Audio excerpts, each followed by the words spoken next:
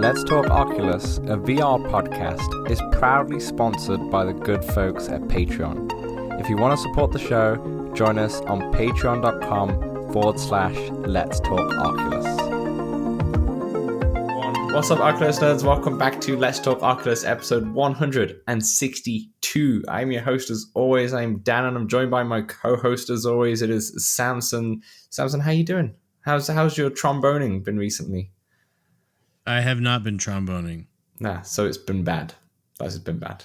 What else has been going on? I mean, it does have to be negative. It's more neutral. It's way more neutral. I've been hanging out a lot in the subways, in the metro subways of Russia, if you will. Nice. I've been spending some other time courtside and, a few other things. How have you been? I've been doing a couple big jobs, Not only have I been a professional soccer player and Premier League player, I've also, and when I say soccer, I slightly cringe. I know the UK kind of invented that term, but it's football. And I've also been... About 17% of our audience here on Spotify or podcast platforms is like from the UK, so you can use your natural terms. Yeah, fair enough. We Americans are like, a lot of us can figure it out. Yeah, that's true. That's true. You can figure it out. And also... Oh, not everyone. Not everyone. No, not everyone. And I've also been playing a lot of Trombone Champ, so I've been in my living room in mixed reality playing that. But more on all of these games later on in the show. Welcome, everybody. Welcome to the show.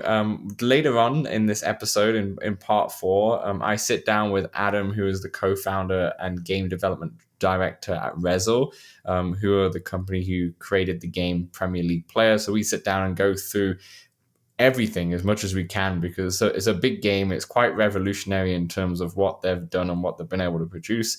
It's a really good conversation if you really want to hear the nitty gritty of how this game is developed. So stay tuned for part 4 for that. Before we get into the VR news, like we always do, I just want to plug the Discord. The link is in the description below. Come join us in there for some festive fun. It's absolutely free too. And if you like us a lot and want to give us some Christmas cheer, then throw us $1 at patreon.com/Let's Talk Oculus. Samson. Let's go into the VR news here, and I want to start off with a very exciting one. Walkabout Mini Golf has announced Holiday Hideaway is its next and last course of 2024, and it will be out on December 5th. How hyped are you for this course? Well, I'm beyond excited.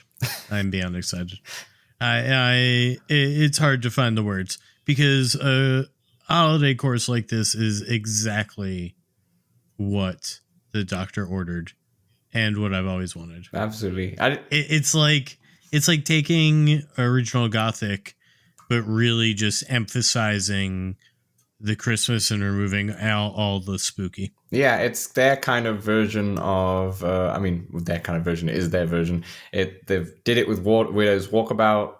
They expanded on the original Gothic and created a full-on Halloween. Now they're expanding again and creating a full-on Christmas mode. And I'm so excited to speak more about it. Obviously, next week, we'll release next week's podcast about Walkabout.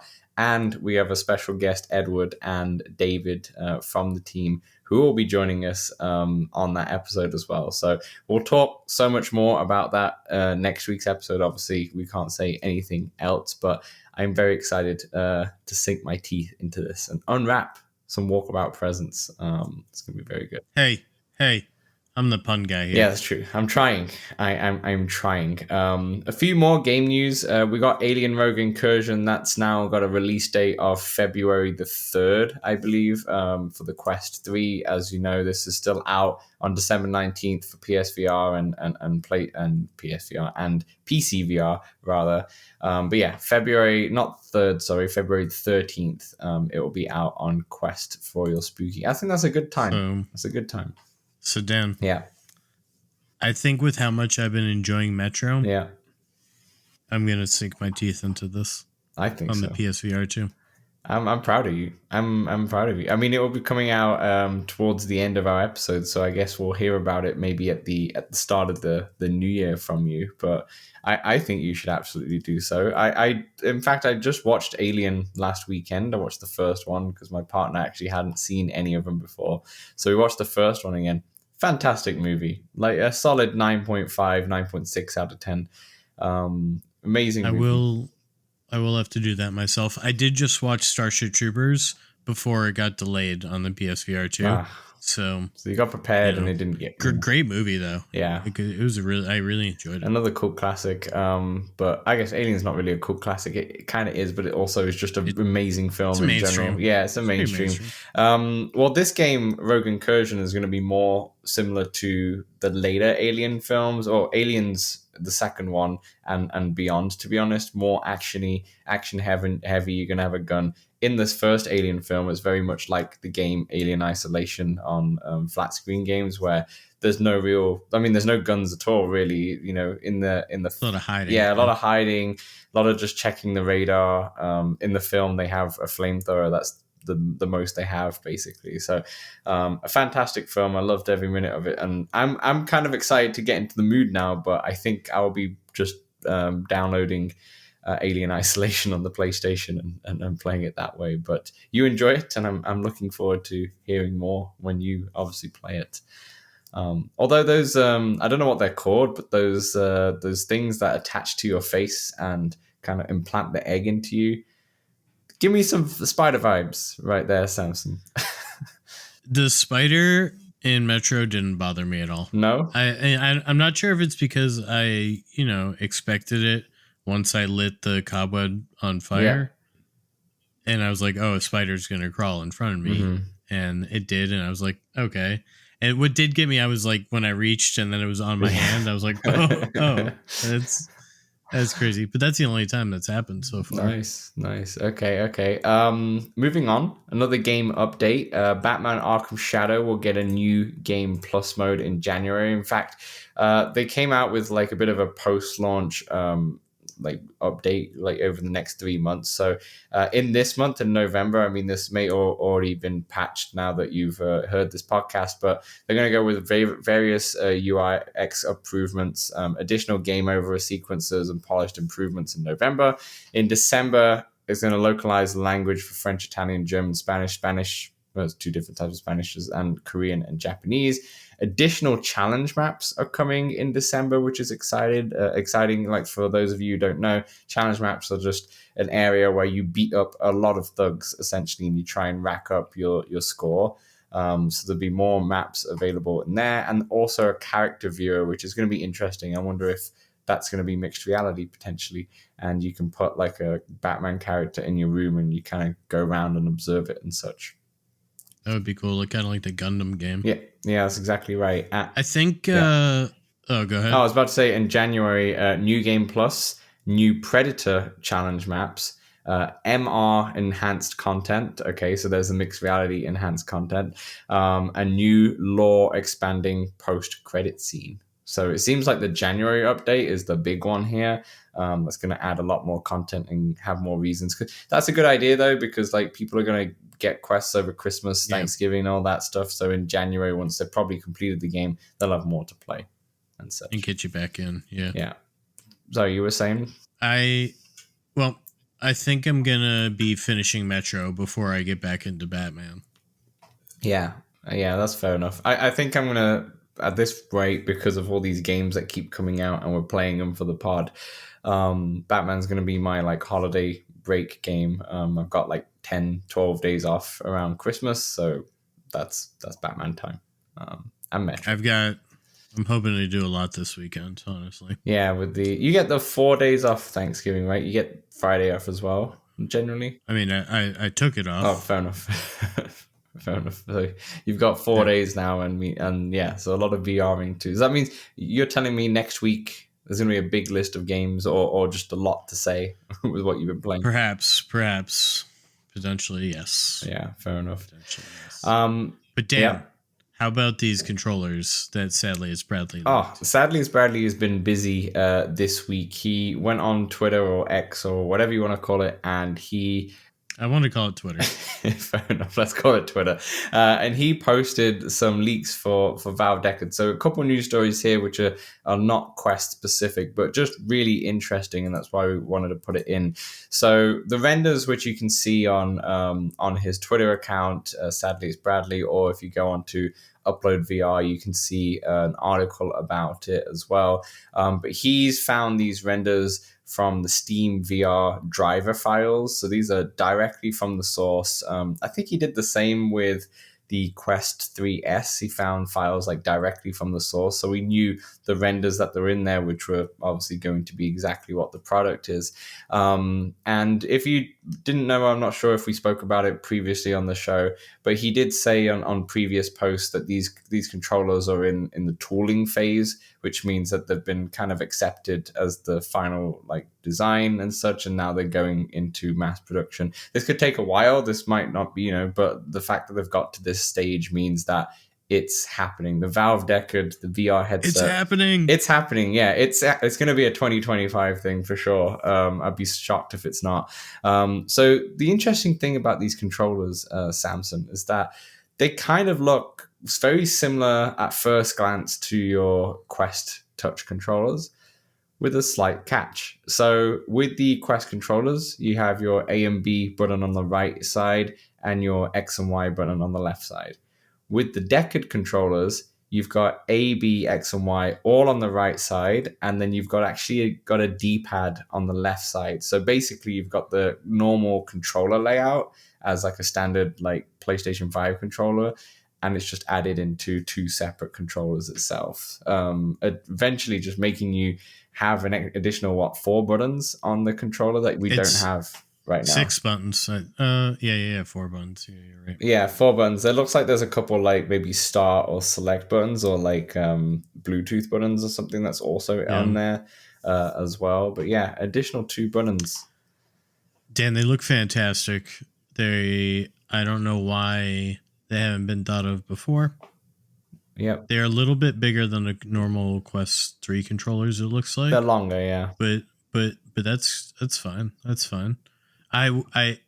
It's genius. It's genius. It's 4 more buttons. Yeah, it's 4 more buttons. In fact, Samson, I don't know if this is correct, but if you look closely at the vendors where you can see where the trigger is, it looks like there's 2 additional triggers on there. And I don't know if that's correct, but it looks like you've got a bumper and a trigger, which makes a lot of sense because then if they are trying to replicate a standard controller, so wait, like the grip and the trigger, right? No. I'm talking at the top. Like, let's say you get a standard PlayStation controller. You have the bumper, and then you also have the trigger. Samson, you need to grab a controller, don't you? Well, I'm saying you got the L1 and the L2. Yeah, that's what I'm talking about. So yeah, but that's the same as a VR controller having the grip and the trigger. Yeah, and what I'm saying is if you look at the render, it looks like it has L1, L2 in the trigger position in addition to the grip button as well. If you look at the render in Upload VR's article, and I'll put it up in the video podcast as well, it looks like it has a bumper and it has a trigger as well. It looks like that to me. Yeah, it should. All VR controllers are going to have both of those. No. A Quest touch controller only just has 1 trigger at the back and then the grip button. And then it has a grip. Yeah. And what I'm saying, you're saying there's 2 triggers at the top. There's a bumper there's a bumper at the top, and then underneath you've got the trigger itself. You're seeing that? I'm kind of like the Z. Is it kind of like the Z button on the GameCube controllers? If you want to take it that far, yes, or just the L1 and the L2 on the PlayStation controller. In addition to the bumper. In addition to the grip button. Sorry. That's what it looks like. It could be incorrect. That's just maybe the render, and that's just the design of the trigger. That's all it is. But it looks like it could be. And also in the Upload VR article, they do state that it's an inclusion of a bumper and a D-pad as well.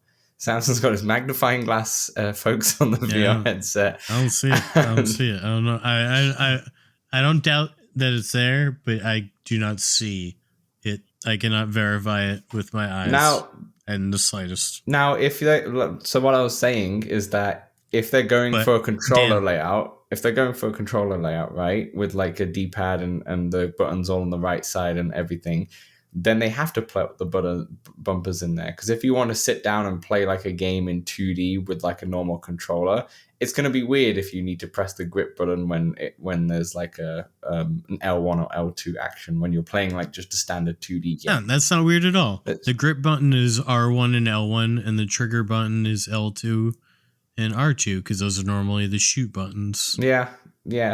I don't know. I think I'm pretty right on this one. I'm not too sure. But hey, I just want to say I can't see germs, and I know that they're there. So exactly, fair enough. But perhaps there's also a bumper. That's what it looks like to me. It might not be, but bumper or no bumper, they're trying to resemble a normal controller, which says to me that they're going to try and make sure that this VR headset can also run 2D games. Maybe they can try and run 2D games natively. Like this VR headset's obviously going to be more powerful than the Steam Deck. It has to be in order to run the VR titles, right? And this is going to be standalone. And in that case, if it has like the internals and such of a Steam Deck plus more, can it then also just run like most of your Steam games as well? Because your Steam Deck can run most of your Steam games, maybe not to the best resolution for some games as well, and maybe not the latest and greatest AAAs. But if you could play like, Batman Arkham Asylum, if we talk about Batman, for example, or Uncharted, some of the, or God of War that runs perfectly on the Steam Deck and you can play this in your headset natively, that's massive. And that's a really, really cool feature of the Valve Deckard. And something that I don't know if people have spoken about this, but I never heard of anything like this, that this was what they were going to do until we just see the controller. Very cool. Yep, it looks very cool. It's very exciting, and I think this might force Meta's hand in a Quest 4 controller. Yeah. That's the reason why we just need to talk about it, right? Because like this, whatever they do could be see influenced. What I did there? Yeah. You linked it. Back. You linked it right back to the podcast. But let's go ahead and talk about PlayStation for a bit. No, we don't need to talk about PlayStation. But I just want to mention before we move on though, it's just very exciting. It's just very exciting in general in terms of VR. It's Valve Deckard is going to be the big one when it comes to gaming, and it's going to be very difficult for me not to buy it. I'm not going to lie. Would it be wrong to use the Patreon money for us to get those? To get the Deckard? I don't know. Depends if we change our podcast name to something that suits both Meta and Deckard. But alas, I got really excited for the PSVR 2. Good segue here. And I did spend a couple episodes talking about it, maybe too much for the Quest listeners out there, and I kind of got burnt on that one. So I don't want to go that route. I don't want to go that route this time. Speaking of PSVR 2, it got discounted massively over Black Friday, and might still be when you're listening to this.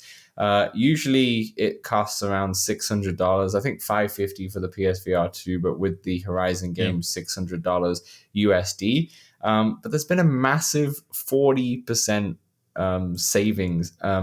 Not huge, not just from like retailers, but also directly from PlayStation as well. If you're in the US, you can order directly from PlayStation. I think you can do that in the UK as well. But it's 40% off, so it's gone down with Horizon Call of the Mountain to $350 from $600, which is mental. It's crazy. Yeah, which is mental. And for some reason, the PSVR 2 standalone has also gone down to $350. So obviously, get the Horizon one if you're going to get it. Samson, this is obviously, a lot of old listeners to this show know what, I had the PSVR 2 and ended up selling it eventually. Baby, come back. I actually sold it I think I bought it for like 800 Canadian and sold it for like 550 Canadian. So a little bit of a loss here. But look, you can come in and still come out ahead. I can still come out ahead. Yeah, I can still buy it again, and it will still be ever so slightly cheaper than when I sold it, which is mental. You still be up $200, which is quite mental. But yeah, so I feel like for those of you who have PS5s and have been either on the fence or just curious, if you want to, this is the time. You know, Sony might not bother supporting it that much. They might just be full on third party support in terms of games moving forward, because it seems like they've kind of just let it out to hang. But nah, there's so much. No. From Sony, I'm just saying from like Sony first party, I completely agree with you. I guess, but there hasn't been anything from the PlayStation Sony first party. Yeah, that's also very true. But third party, it's not getting any less love than the PlayStation itself. It did get Astrobot this year, but yeah, you're not too far wrong there, to be honest. But Samson, I'm assuming you as a PSVR 2 user, and with Alien coming out right around the corner, one of the only places you can play, you would recommend at this price?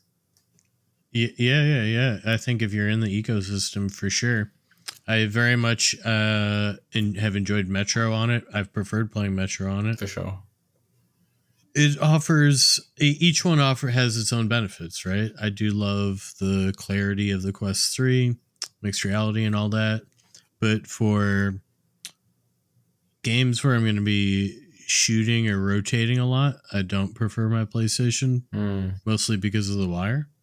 But for most things like seated or where I'm facing one direction, it's great. Metro, and the graphical fidelity is just fantastic. It's leagues better. Getting the lighting in Metro with the flashlight and just the lighting off of the in the subways, it's next level. Yeah, it adds so much more to the immersion. And if you if you have a PC, I do like it, and it's got eye tracking. And if you have a PC, obviously you could use this. Although you lose a lot of features with the PC, but you still get an OLED kind of display. But I'm not sure if it's going to be worth it if you're just looking for a PC VR headset. Now with Deckard news, I would say even save your $350. But I'll tell you this, Samson, though, if I had never bought it last year and felt like I got a bit burnt by it and such, I think I would have I think I would have gone for it this time. At $350, I think I would have probably bought this. It seems like a massive slash of the price. I have a PS5, and this, like I said last year when we talked about it, this could be my like PC VR kind of replacement to play the big titles when they're on there. But I don't feel burnt, and I probably would recommend it even for somebody at full price if you really, especially if you're into the exclusives that they offer. Gran Turismo, Synapse, Resident Evil thing. Yeah, the games like this.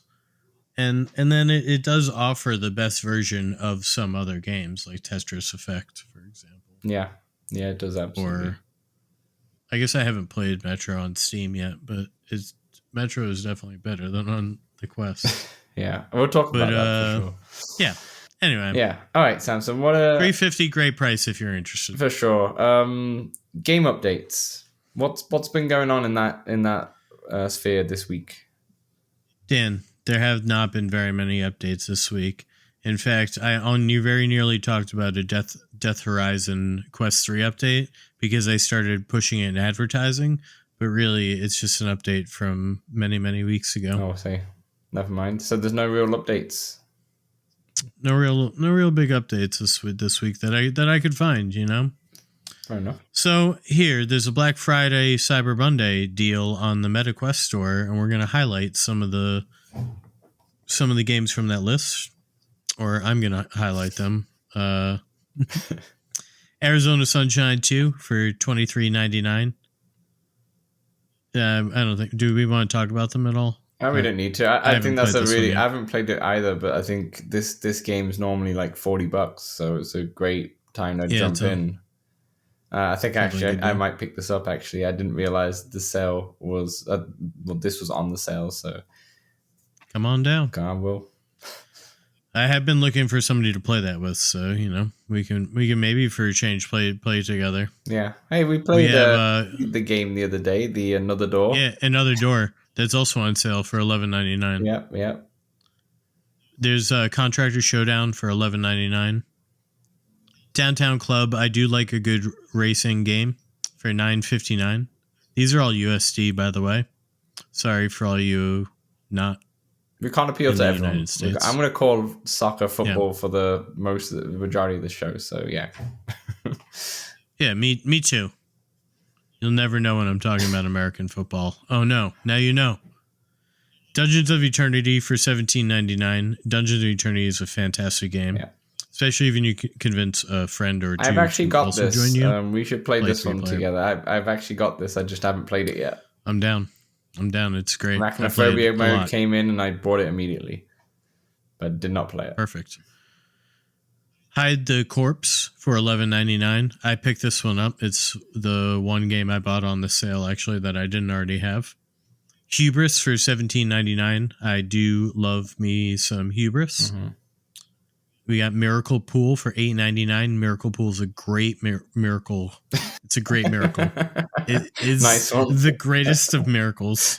There's no other miracle that I'd rather have. Yeah. And there's also no other pool game I'd rather have. It's amazing. It's a fantastic pool game. For $9, an absolute steal. It's one of my favorite games this year for sure.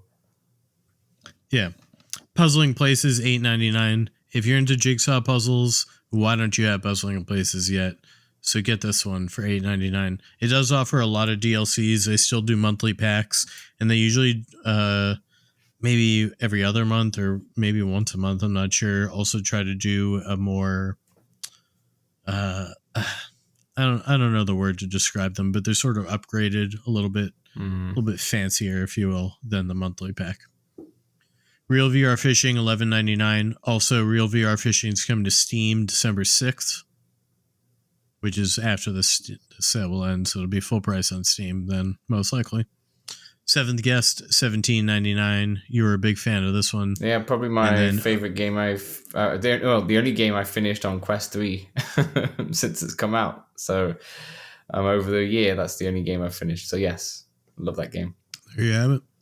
Underdogs, $17.99. Fantastic roguelike that I very nearly almost beat. One of the best games. I swear I'm going to go back one day. One of the best games this year, for sure. And then actually just one game I got into this week, Vermilion, $11.99. If you're looking to paint in VR, why aren't you already painting in VR in Vermilion? Why aren't you already doing it? Perfect. That will do for part one. In part two, we're going to get into what we've been playing, which is a big one. So we'll see you then. Hey, we know public lobbies in VR games can be a bit toxic, feel a bit empty at times. That's why we created the Let's Talk Oculus Discord, a friendly community that you can join for multiplayer meetups, general VR chat, the game, and chat about VR, fitness motivation, and there's even a very impressive 3D printing channel.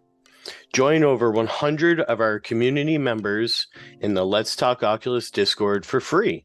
The link is right in the description. Welcome back to part two, what we've been playing. Samson, we got into quite a few games in between us. You want to start off first here, because you have a bigger list. I mean, you always have a bigger list, let's be honest. But do you want to start off? It's not the size. It's the quality of the time that you spend. Yeah. You go first. Don't sell yourself short. All right, I'll go first. Well, I got into Metro, and I've wrapped up Chapter 5. I'm really enjoying the story. I am playing on easy mode. I was a little scared going in. I didn't really want to have to worry about ammo, things of the sort. Mm-hmm. You scared me into playing in easy mode, and I'm loving it. I think I might even play again on a harder difficulty once I finish. I think you can change it like with mid-game if you wanted to. I'm pretty sure you can just change it to normal. Listen, I don't want to get ahead of myself. I want to make sure I finish this game. Fair enough. Yeah, give yourself every shot you can. I am running out of ammo sometimes. Yeah, and that's not easy. Yeah, exactly. So you've played, but I'm very much. Have you played it on Quest? I've never. And I played the first hour or so. Okay. I'm just wondering if you compared the differences. Sorry, continue. Yeah. Dan, I got to tell you, I'm playing most of this game with the headlamp off. Wow. And my eyes adjust to the No darkness way. level. Yeah. Because I actually played I played basically 2 very long sessions. Mm-hmm. And I was playing with the headlamp on, and then once I started encountering enemies, I wanted to be kind of more secretive, so I had to play with the headlamp off. And then I guess my eyes adjusted, and I didn't really even think of it. Then I went to play again, where I hopped in where I had left off, obviously, and my eyes had not adjusted yet, and I was like, I can't see jack, and I was like, damn, I need to take this really slow and let my eyes adjust so that I can see a bit more. That's incredible. But yeah, I am very, very, very much enjoying the story. It's very linear, so I don't feel like I ever get lost. Yeah, it's hard to get lost. There's a clear path.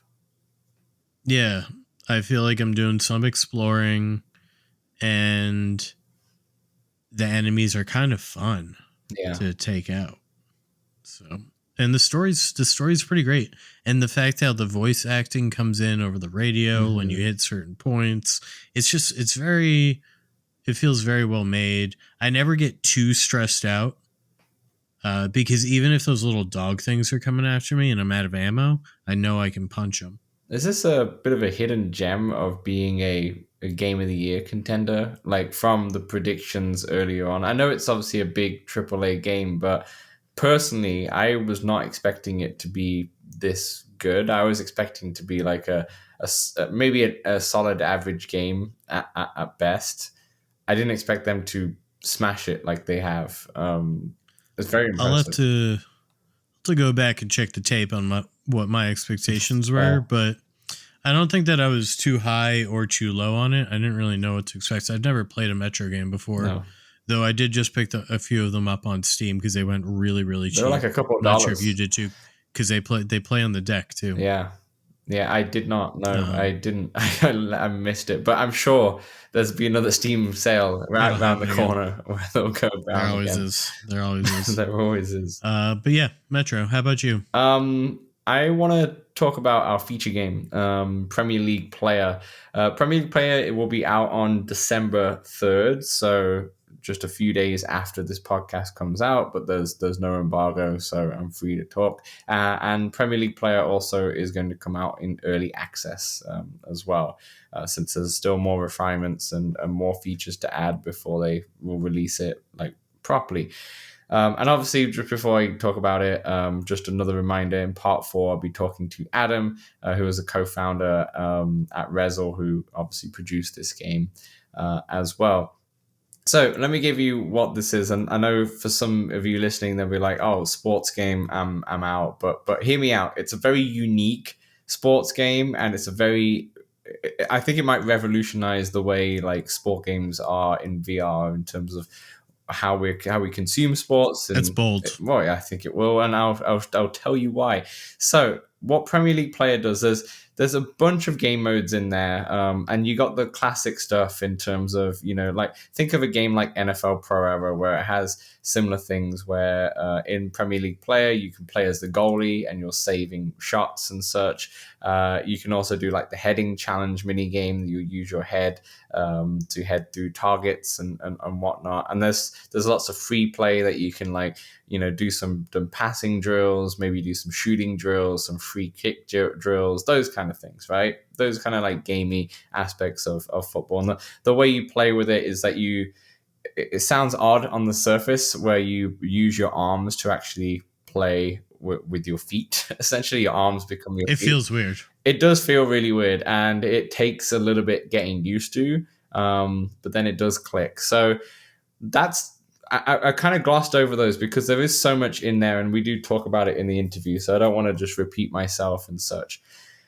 The main part of this game is what's revolutionary. It's a thing called moments, is what they're calling it, as moments, right? And what they've done right now, and it will expand, But right now, they've gone back to last year's Premier League. There's all the updated kits and such like that. That's all in there. But they've gone to last year's Premier League season, and they've picked, I don't remember the exact amount, but it's around 30, 35, 36 moments or something It's a like good that. chunk. Yeah, a good chunk. And essentially what it is that all of the moments are locked, and you kind of go through them one by one. And if you hit silver status, you can get to the next one. But essentially, what it is like, let's say a player scores a goal, and it is a big goal in a big game. You get to watch that goal, and because it's completely licensed by the Premier League, and they have all their licenses, everything is like, you have the exact footage, you have it in the best quality, and all that stuff. So you get to They record everything from every angle. yeah, they really do. So you get to watch it, and then you have to play it out. Okay, so if I just to describe a quick experience, okay, we have a goal from Nottingham Forest player. It starts from the box. You pick up the ball, and you have to start the counter attack. So you will pass it to the next player, and then when you pass it to the next player, if you get that pass like spot on, you get more points. If you get it a bit too far to the left, a bit too far to the right, you get less points. So obviously, if you miss it, you don't get any points. And then you just go through play by play, basically pass by pass, until you get to the scoring opportunity. And sometimes in that one, the scoring opportunity was an easy tap in. Sometimes you have to hit the goal from outside the box. There's occasionally you have an overhead kick in there, which is actually a little bit easier to do than one would think, because there are 3 different difficulty levels. Because it's your arms, you can just put them up. It's your arms, you can just put it up. So the overhead kick's a bit easy, but there are 3 difficulty levels. One's easy, one's medium, and one's hard. You don't lose out on points on like doing them on easy, medium, hard in terms of like getting the silver status, bronze status, or gold status. But there is XP and such, and that's another part of the game as well. But basically, when you're on easy, you've got a lot of assists on, and this is the current level I'm at. But at the same time, it's also the current level that I'm really enjoying, because even though like if I'm not getting the pass perfect, but it still kind of goes where I want it to do, it's not frustrating. So maybe as I proceed and get better and better and get used to it, I'll up the level. But for now, I've been playing it for a good part of maybe a week and a half now, and I still just have it on easy at the moment. But I can't believe you didn't use Man U in your example, and you went with the really, really popular Nottingham Forest. Yeah, it's just because it's this one that I was playing this morning, because I just went back into it a little bit, and that was the last one that I did before proceeding. That's why it was in my head. But hey, I'm from just down the road from Nottingham, so maybe that's also the reason why I picked it. But yeah, it's the reason why it's revolutionary is because they've scanned everything. So in the actual game, when you're on the field or on the pitch, and you're expecting the pass, everything happens in real time as it did in the actual game, and you also start to appreciate how fast a game of football is in the Premier League. It's not a slow game for what's like by any stretch of the imagination. In the Premier League, everything's moving so fast, and you don't realize it when you're playing like FIFA or such on the PlayStation, or you don't realize it when you're watching the game. But when you're on the pitch and you're expecting that pass, and you got to make a pass straight away, you appreciate it a lot, and you get. As soon as it starts to click, once you get the movement, you realize what you have to do. If a ball's about to come towards you, you need to look around, scan your area. So I'm moving quite a bit in my room, and I'm looking, and the player that I will need to pass to next will be like highlighted. So I can see the person running on the right wing. So that, okay, I know where he is. I'm now looking back where the ball's going to be. The ball comes to me, and I don't even look at him sometimes. I can just hit the pass, and it goes straight to him just because I know. No luck. Yeah, no luck. So I'm getting better and better. And it's so much fun. Like as a football fan, like a massive football fan, it is so much fun because it's the first thing I've ever had where it feels like I'm really involved in the action. You made it. I made it in the league. Yeah, I made it. And the reason why I say it's revolutionary, with the moments, with the data capture and the way everything happens in real time, like it feels very smooth, and it is an early access, so there is some slight, little bugs and slight issues with it that they're trying to refine and such, but it's still at the moment is a very playable and good solid title.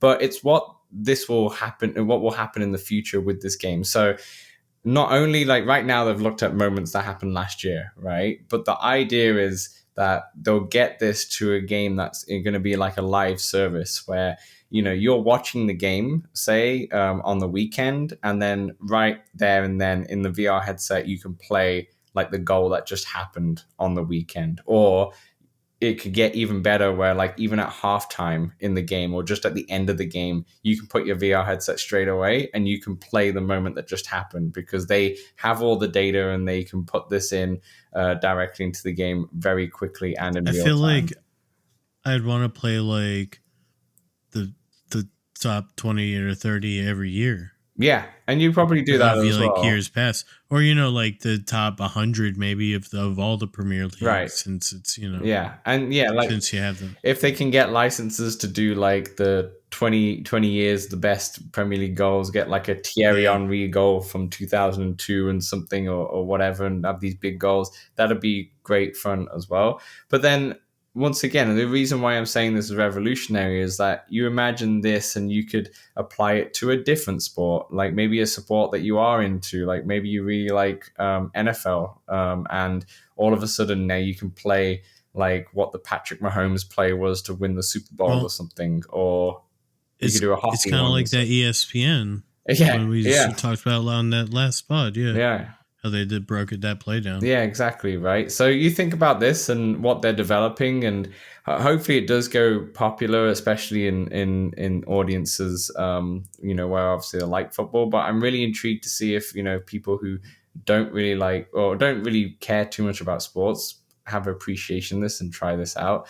But yeah, it's a very new way of playing. It's a great idea. It's a great idea, and they didn't decide to just, let's try and fit football into VR, which is almost next to impossible unless you had full body tracking and such.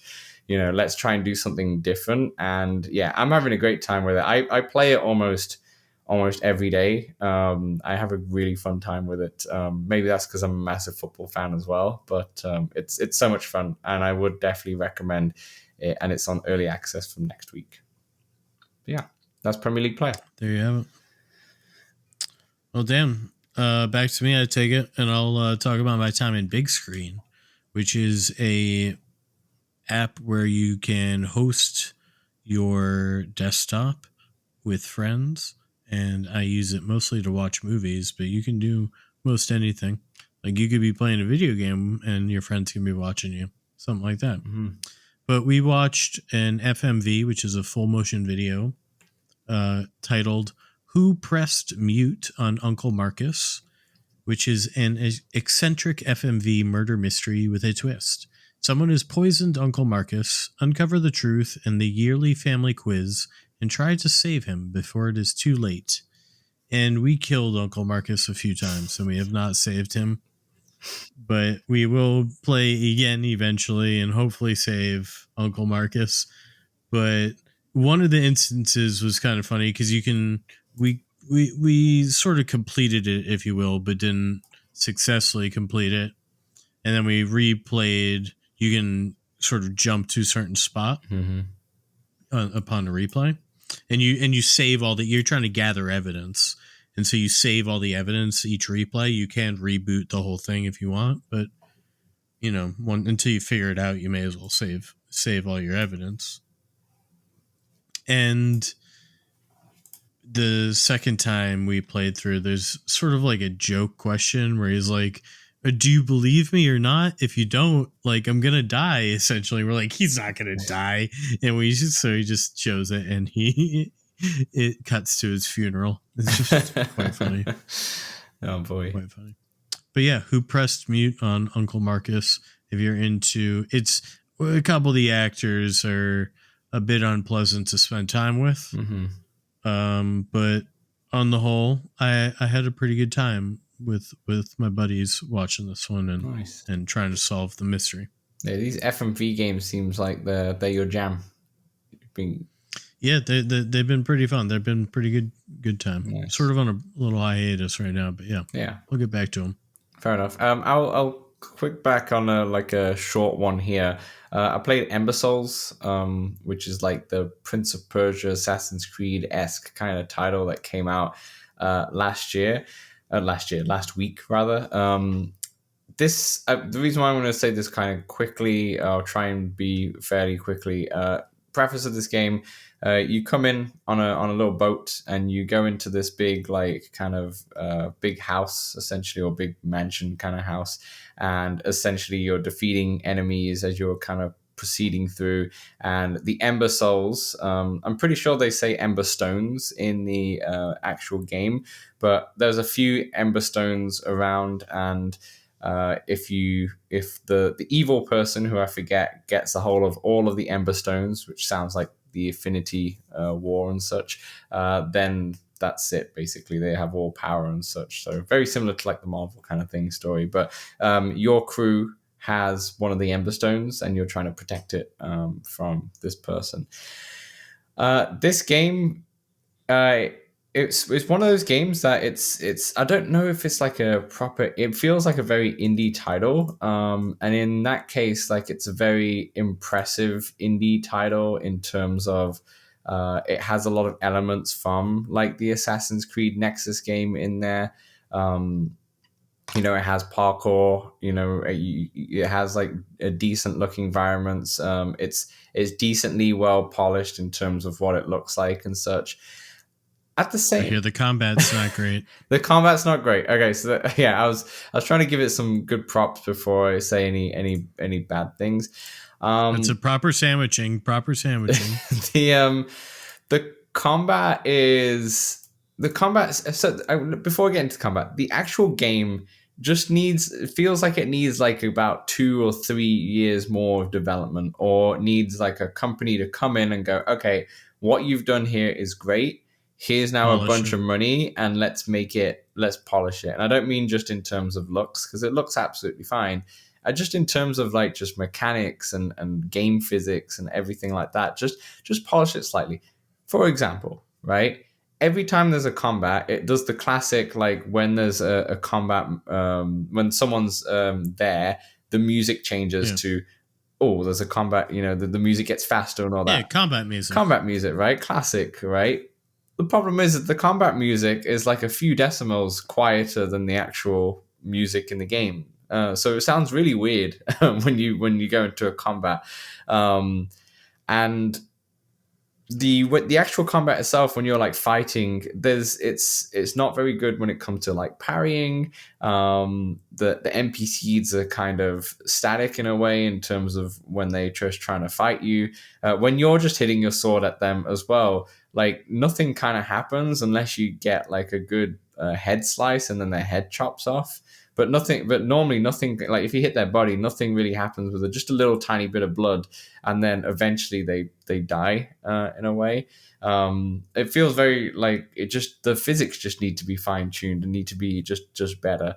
When it comes to some of the like environmental puzzles, for example, this is not really a puzzle, but that's like a trap. So you're trying to walk across, and there's like these saws that are like speeding across you, and you need to time it to get past them, right? They go so fast, it seems kind of ridiculous. Like it doesn't feel like it's natural or anything like that. They're just going back forth, and it doesn't feel like the motion doesn't feel fluid and such. And it just takes away from the actual game. The actual rooms itself are quite empty. The bird that's following you has got like this like narrator, and he's like part of your crew. The bird is really cool. That's really done well, and you can actually grab the bird like with the grab button, and it makes like a purring noise like a cat. I don't know why, but it's funny. You can just like grab the bird and do just annoy the bird basically in there. And I think generally what I played, I think I played like 40 minutes, 45. I was so bored for most of that time, and I got to like 40 minutes or so, and then I was like, you know what, I'm done. I just can't. I don't want to play this game further, to be honest. So it might get better as it goes on. And I know I said this is gonna be a quick segment, but I feel like sometimes I just can't Good stop sandwich. talking. But yeah, I think a lot of people are saying this is a really good reviews, but since some people are also saying it's not very good, and I'm on the not very good end of the spectrum for Ember Souls. Looks really cool. Here's a quick thing before I wrap up this little segment here, Samson. Back in the day, I got a Game Boy Advance for my birthday. I think it was like my 10th birthday, or something around that time. And my dad got me one game, and what he could have got me was The Legend of Zelda. Okay, and I didn't know what Zelda was at that time. I was kind of too young, and I really recognize this moment that if he did buy me Zelda, I might have been a massive Zelda fan, and it may have changed my life and whatnot. Instead, he bought me this game called Lady Sire, which seems like a rip-off version of Zelda, and it was a pretty bad game. I still actually have the cartridge at home, and it was a pretty bad game. And this is what I feel. Did you finish it? Lady Sire? No chance. No, I don't remember finishing that at all. I just remember it wasn't very good, and then I went to Toys R Us and got Wario Land 4 and had a much better time. But with my like birthday money. But yeah, that's what it feels like. Like Ember Souls is that Lady Sire back in the day. Now someone's going to tell me in the Discord that they love Lady Sire. I'm sorry. But 10-year-old me didn't love that game. And this is what feels like. It feels like a crappier version of like Assassin's Creed. So It got a 73 on Metacritic. yeah. I mean, like maybe the game does get better as it goes on, but I just found it very boring. I'd never heard of it. No, until it just dropped, right? But yeah. No, Lady Sire. Oh, you're talking about Lady Sire. It's Yeah. like I think it's I'd a heard 2D. of Ember Souls. I'm not that interested, mostly after listening to what Live Open Mike talked about on his stream. Yeah. Which mostly it was that most of the things you said, emphasizing more of the negative things, and that, you know, combat was pretty weak. It just wasn't a good time. Mechanics sometimes break too. So once you get like one of the stones, you have an option to grapple from far away. So sometimes you can't reach, and every time you press it, it shoots this like blue like spider web kind of thing. And you meant to shoot. You should be able to jump and go over there. A lot of times that just didn't work for me. And I've just been there pressing it and trying to jump, and it just nothing happens. So yeah, and you're right. Lady Sire got an 8 out of 10 on IGN, so maybe 10-year-old me had no idea what he was talking about. And I should go home and grab the cartridge and replay it over Christmas. Yeah. Anyway, sorry. After you, what else you got going on? I got into my Friday Night Breachers game, which is Breachers 5-on-5 tactical shooter where one team is trying to plant a bomb, one team is trying to defuse that bomb, or just kill everybody on either side. And you have 3 minutes each round, and it's first to 7. And you swap sides after 6 rounds. I prefer to start as the yellow team, which is the side defending, as opposed to being the blue team, which is the side that has to do the planting. I prefer to plant second. Fair. But yeah, it's a great time. Good time. And new map coming in December, which is it's very nearly December, Dan. Holy time, where is? Do we know much details? Holy cow, where is time going? Do you know much details about the new map at all? No, I know that it kind of looks like an arcade, though. The floor looked so similar to the Walkabout course; it was crazy. Oh, the 8-bit layer. Yeah, that's fun. That's very fun. I guess I'll squeeze in another one that I often talk about, which is Synthriders, which is a VR rhythm game. New UI. It's a great time. A whole new UI. I got in multiplayer with some Rough Talk crew last Wednesday. We did encounter some bugs, but I think those have been patched now, which was that Amelia was playing on Steam and we couldn't hear her or really see her score, and she couldn't see our scores or hear us. But lo and behold, I believe that problem is solved in a patch, if the patch notes were correct. And it's a fantastic rhythm game. Lots of custom songs, easy to put them on. You go to Synthriders with a Z.com, and you can put those custom tracks on your Quest quite easily. All right, Dan, what else are you tooting away at? I want to talk about a potential Game of the Year contender. God, you in the hyperbole tonight, revolutionizing Game of the Year. My gosh. Trombone Champ Unflattened. This came out this week. Earlier this week for those of you listening. This week. Made, I can't remember the developer. I'm losing for some reason. I didn't write this down. But Flat 2 VR Studios, their first game that they published, friends of the show, VR Jasmine, Skiva, QTC Gamer, all those people that we love and adore. They put out this game, and this, even though I said that, no bias, I'm not gonna lie.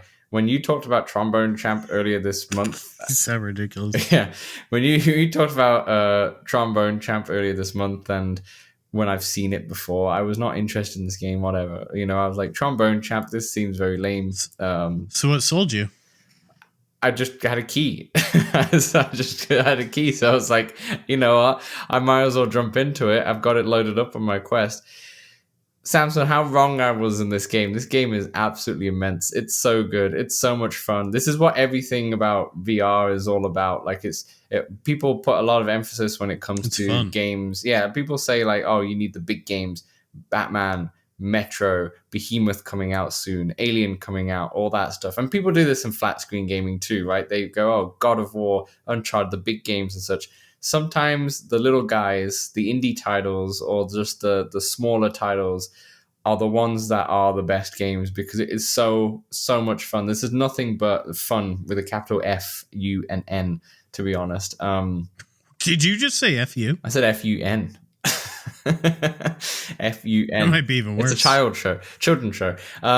So Trombone Champ Unflattened. For those of you who don't know, and obviously Samson's talked about it before, basically you are a trombone player. Think a game like Maestro, which I still for some reason just haven't got into, but I will before we do our Game of the Year talk at the end of the year.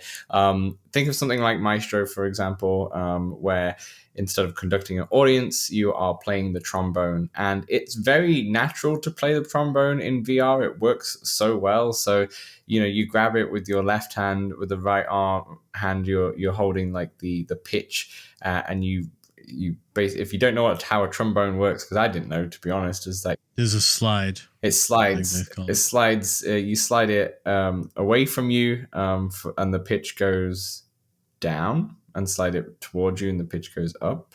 Maybe, I can't remember, something like that, or the opposite way around. Dan, just say the pitch changes. The pitch changes, and you have a bunch of songs. In fact, there's so many songs in there. I'm not sure exactly how many. Maybe almost 100 songs in there. I think there's a lot in there. I'm about 30 songs in. Did you know you can also add custom tracks? I No. believe it can play all the custom tracks that the flat version can play as well. I did not know that. That's a fun fact. So you have a bit of a campaign mode where you just go through all the tracks and you unlock new levels. Think like a Mario World kind of thing. You do like 5 tracks and then you can move on to the next one, etc., etc. You can also got free play where it's like leaderboards. You can see your leaderboards. I don't think I'm anywhere near the top. I see VR Jasmine. You know who is? Alex VR is on top of a lot of them. Really impressive. But you're also, I think you're getting you're accruing some sort of in-game currency that then you can buy cards with, right? Correct. So the store is confusing to me at first, but essentially, yes, you get currency. You can buy like a deck of cards, which have like famous composers and maybe trombonists on there. And then you can use those cards to buy trombones. So I actually got the Black Friday one, which is just a black trombone, because I had the cards for it, and I had the 2 cards, and I traded the cards for the trombone itself. There is a way to change the sounds of the trombones too, but I haven't unlocked any of those yet. I just have the one black. They're goofy. Yeah. What else is there in there? Oh, there's also the option to just play improvisation mode. Sorry, so you can just play randomly the trombone. I did not know this until I jumped in. You can play in mixed reality, and it's super crisp, like super crisp. I was wondering how that was because I wasn't really working well. So when I tried. I played mixed reality 99% of the time.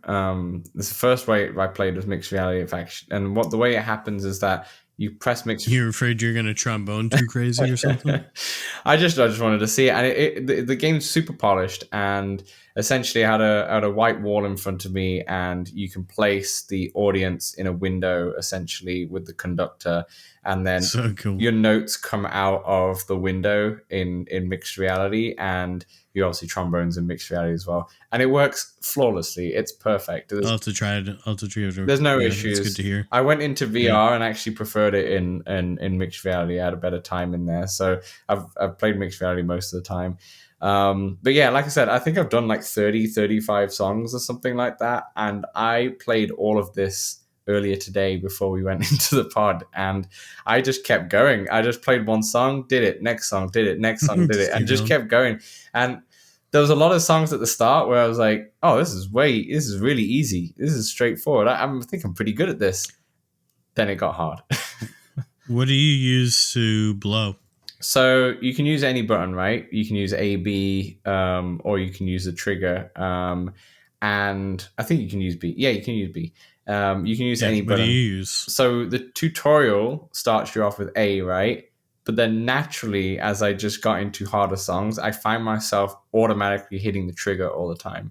And I didn't realize for a longest time. And then I was like, oh, I've been pressing the trigger, and the trigger works just fine too. I didn't know because it didn't really tell you. It just said A and then B. But I thought B was I thought they were different notes and such, but it isn't. And then I went back to A just to try and force myself. And I thought it was actually a bit harder than doing the trigger. But then I don't know. I kind of going back and forth. There's some really hard songs in there. I had to go back and forth myself, both to try to touch it as fast as I could, but also because my fingers would fatigue. Yeah, it would. If you're doing the A as well, if you're doing the buttons, they fatigue a lot faster than the trigger. But there's a lot of the trigger. I don't know. The trigger moves far. You got to move that button. Yeah, so the trigger's not good for the quick ones at all. The ones that I forget the song. I had the song in my head, but I forget what it was. But it was like bang, bang, bang, bang, bang, bang, bang, bang, bang, like over and over. I don't know how people could do it as well. And it was like on full expert. Like I think there's the star levels, like there's like 10 stars or maybe 15, and this is on like the highest level. And I can't believe if people did it. It was ridiculous. It's like watching people on Beat Saber Expert Plus, and they're just ripping through. I have no idea. But yeah, I'm having such a fun time. Some of the songs are really fun. Some of the songs are depressing as hell because it's a trombone. You know, like you hear like God Save the Queen or King or whatnot, and it's like songs like that. Yeah. It's so sad with the trombone, and this is the best way to describe it. And it's also a reason why I like it in mixed reality, because I can see myself kind of playing the trombone. It's kind of funny. I feel like Mr. Bean playing the trombone to a live audience. I feel like I'm in a Mr. Bean episode, and he's just found this trombone and all of a sudden starts playing it really well or really crappy depending on the song and such. And that's how I feel whilst playing it, and it's so much fun. And yeah, this game is I joke about the game of the year contender a little bit, but it's definitely up there and one of the best games that I've played so far this year. It's a hidden gem that I didn't expect personally, and I think everyone should have a go at this and play it. I think it's fun. It's fun to bring other people in VR and do it as well. It's a great game. It's a really good game. And obviously we're going to talk about our favorite games of the year at the end of this year when we have our like holiday episode. You know, there's big games like Underdog, Max Mustard, Trombone Champ Now, and such like that. And we'll talk about all of those. But this is right up there, Samson, so far. It's in terms of just the fun factor. Like it is one of the most fun games I've played this year for sure. Yeah, that's Trombone Champ. That's everything I've played when you round us off. Tootin' old time. I got into XStadium. That's XStadium. I got in to watch the Celtics play, as well as I watched another game. I got in right at the halftime show, which is really the best time to get into a basketball game if you're not interested in watching the basketball game. And I watched a guy do the most acrobatic thing where he just kept climbing up and up, and he was standing on his two arms doing a handstand way up in the sky. It was incredible stuff. And then I watched a little bit of the game. Nice. I see you on your TikTok posting those videos about it. Yeah. I did. I posted a little bit of the Celtics there. I feel like the camera's moving you around more in the best of ways. So you're not always locked in right at half and having to move back and forth. It'll sort of go to the baseline a bit more. I'm not sure if they have more cameras in some of these games or not, but yeah, if you're into basketball or I think they got other sports too, just it's free to check out XStadium. That's basically stadium with an X instead of an S. Nice. Yeah. And then last week, Orion Rift went on. They wanted to push their servers, test them out. So they went live for a few days. It's made by the Gorilla Tag devs.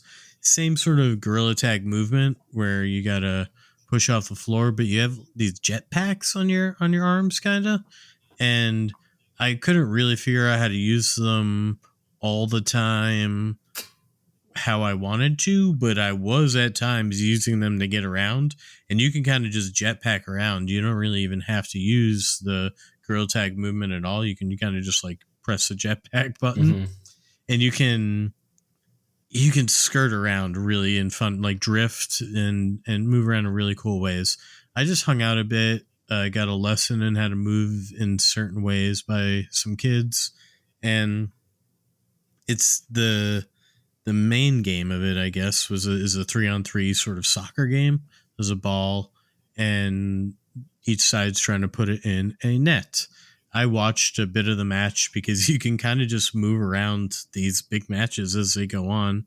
I'm not sure. I didn't try to get on the field because I wasn't trying to be a troll or, a streaker or anything. But I did watch for a little bit. It was kind of fun and pretty cool. 75 player servers. Pretty wild. That is pretty wild. Yeah, that is really wild. But I guess they have a good big following from the Gorilla Tag audience, potentially, right? Yeah. Yeah. Nice. Very good. So that's Orion Rift, and that's everything that we've been playing.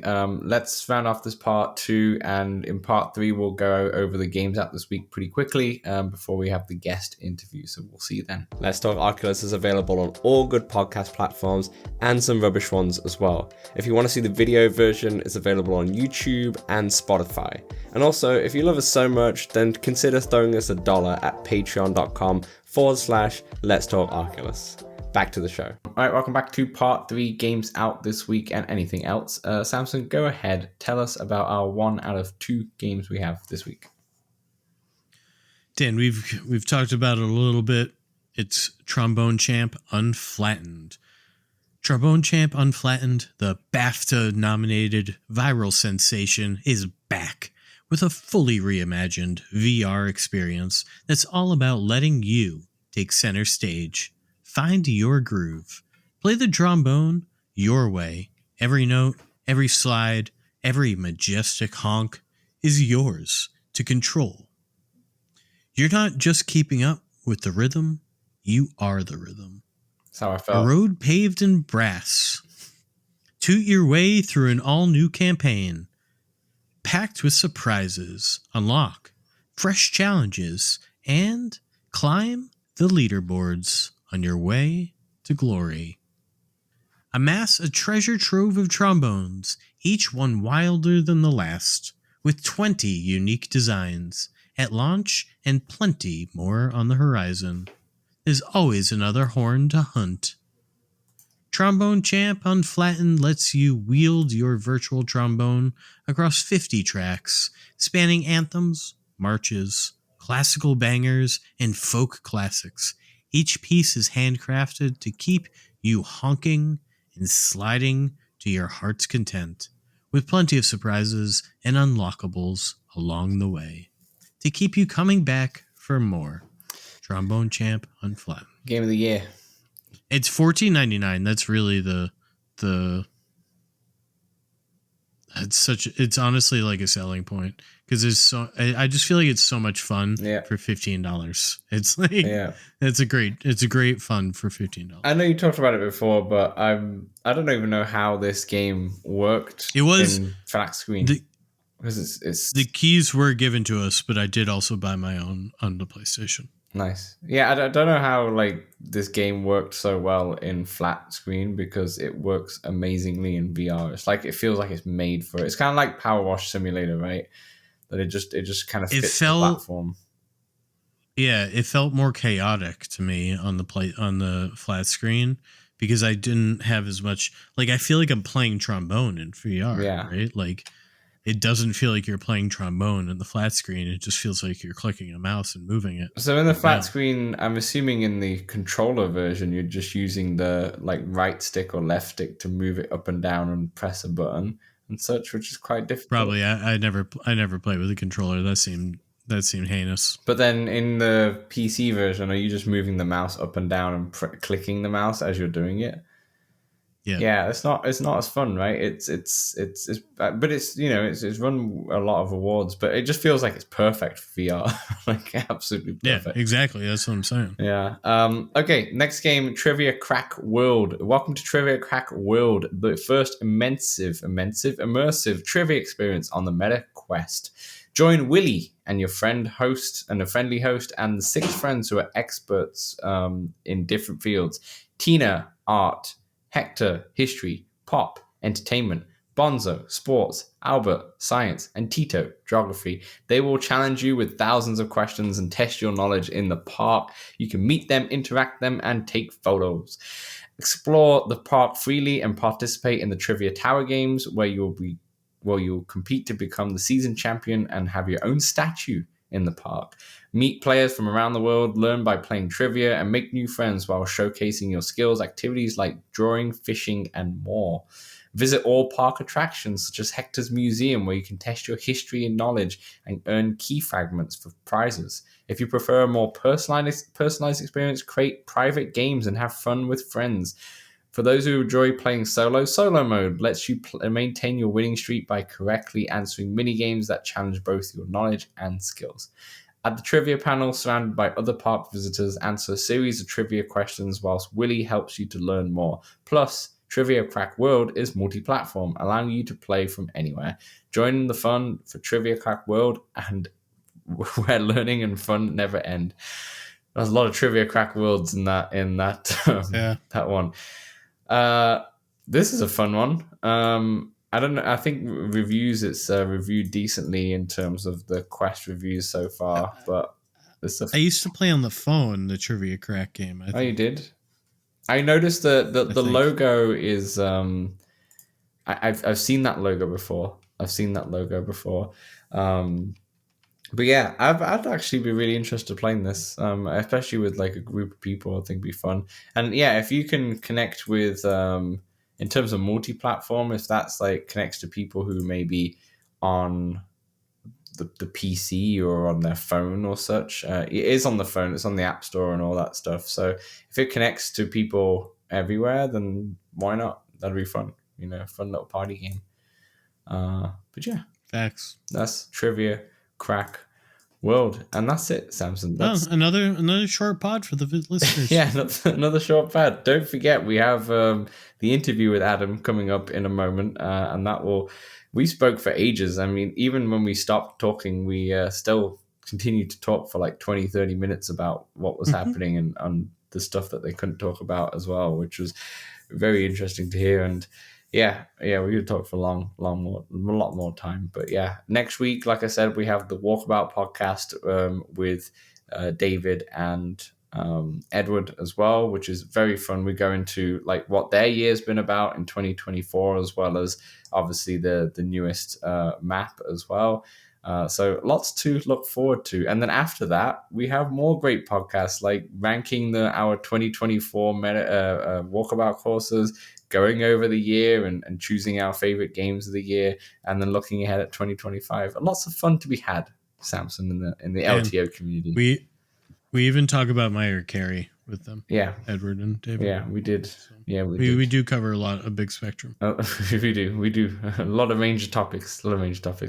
Excellent. All right, that will do for us for part 3. Enjoy the interview with Adam in part 4, and we will catch you next week for more LTO goodness. All right, welcome back to part 4 of Let's Talk Oculus. We are joined by, I guess we've lost Samson, and we're joined by Adam from Rezzil. Now, you may have known Rezzil from the sports training. Rezzil Player is a sports training app on Quest that you can play. You're now coming back to talk about Premier League Player, which is like more of an actual game. Adam, first of all, thanks for joining us on the show. I mean, we've talked for a couple of years now, a while, like just on Twitter and such, but it's nice to actually like talk to you face to face. No, I mean, it's fantastic. First off, thank you for any of the input you've given us. You know, when we've been looking at games, it's been, you know, as honest as it can be. You know, this is one of the reasons why we've played with early access, because we just want to listen to what people want in the game as we progress it over the years. Yeah, for sure. Just to test and such. But before we get into obviously Premier League Player, which we're really excited to talk about, can you just give everyone like a brief description or such about the game, like the core concepts of the game? Sure, yeah. So Premier League Player is basically the first ever chance that people have to step into the moments of a Premier League game. So it's made possible because part of our business uses the data for analysis for things like Sky Sports. So we've taken the actual match data of 34 moments initially, and you can drop in and make the passes. So if you're not familiar with those passes, I'll just give one example. It's so this is like the Garnacho goal that you've got. Nice. So you can go in and you start off with Maguire and you make the pass, then you make that amazing little off pass to Rashford, take it down to Dalot, then you make that pass in and you do the overhead kick for Garnacho and the goal. So, you know, that's the flagship part of the game, moments which everyone will be talking about. And then there's other parts that we brought in. We brought some of the learnings from Rezzil Player, where we had little bits of heading in and goalkeeping, but we've brought in a lot more of the real player animations, and we've made it more levels. It doesn't feel like a training game. It's more of a game now. And then we've got a whole other section which is free play, and in free play you can basically go and move some bits around, and we've done some preset levels where you can just be choosing whatever stadium you want, shooting against whatever keeper you want, and that'll progress into more of a sandbox mode as we go. And then there's one big kind of like, if you're in this space, you've got to have kind of the unlocks and the collectibles. And we've obviously got every player in the Premier League, every stadium, every kit.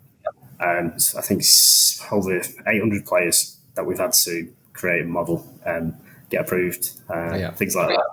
So as you progress through the levels in the game, you unlock these as statues, and we've got this place called the Sanctuary, which is what you'd kind of look as a Hall of Fame.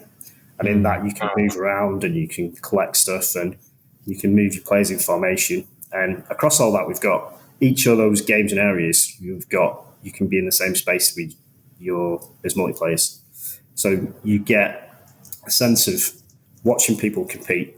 We've got this great thing called a spectator's cove in moments, where you can see one of your friends online that's playing through the pitch, and then we've got a banter board where you've got some pre-recorded stuff from commentators and things like a bold move cotton, things like that. So you can have a bit of a connection. And then we've got co-op modes that go through headers and goalkeeping.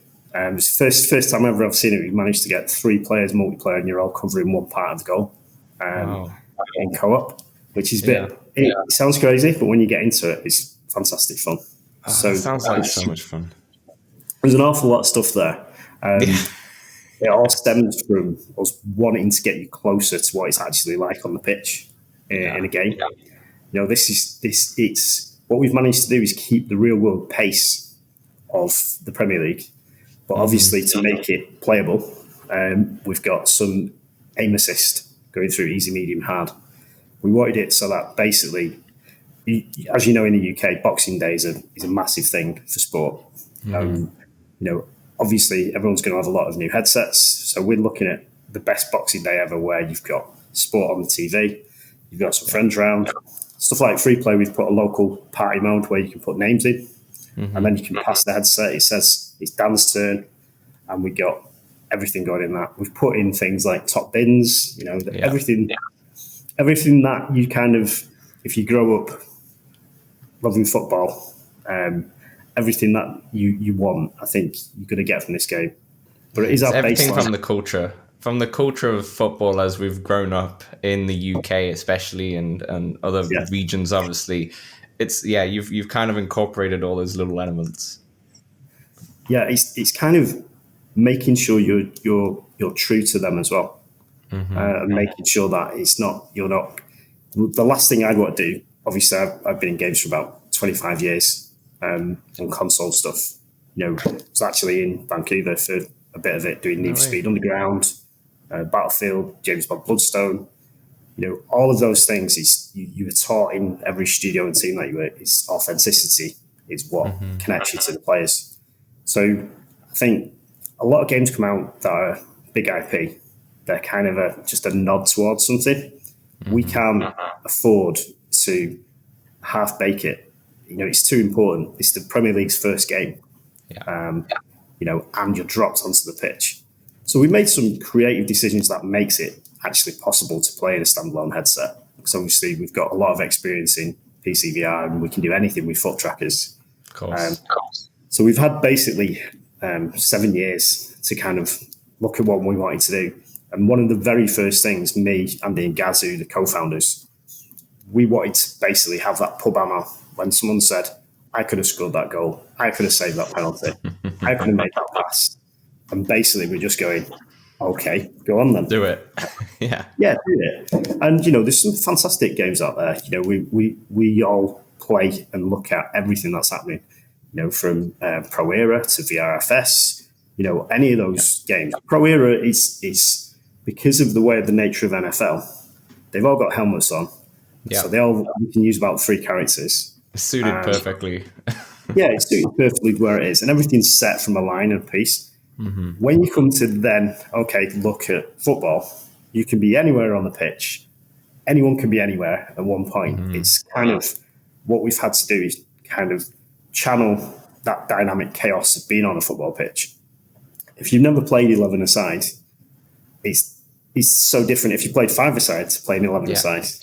So the appreciation that we got when we started working with players, the speeds of the balls, we went out, we've got our own ball cannon that we take to the pitch, testing the speeds. We put Roberto Carlos, we tried to head the balls at the paces that are coming through.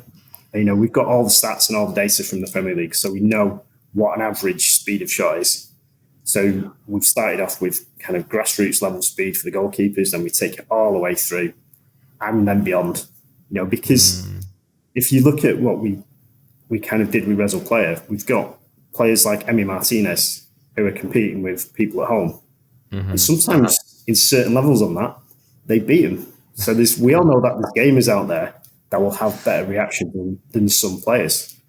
But the sense of what it's like to be on that pitch, I found a love for stadiums I've never been to, like Selhurst Park, Crystal Palace. Yeah. Ipswich. I'm standing on those pitches and it's something like a real connection to those stadiums. And then we do Spurs at night. We've got day and night on the stadiums. We really want to kind of connect people, on our Discord, and we want to see, okay, over the next 4 years, what do you want us to build in? We've got a plan of what we're planning to do, taking the moments live. So these are pre-selected ones we did. And then it's where we can take all that. We want to bring in player versus player. We've got some very cool, as yet unimagined games that people want to see, which are football based, but they're a new actual game. But we just need to steer it. I think one of the things that people are keen on at the moment is career modes. They like career modes. It's a massive undertaking in what we've brought out in the first game.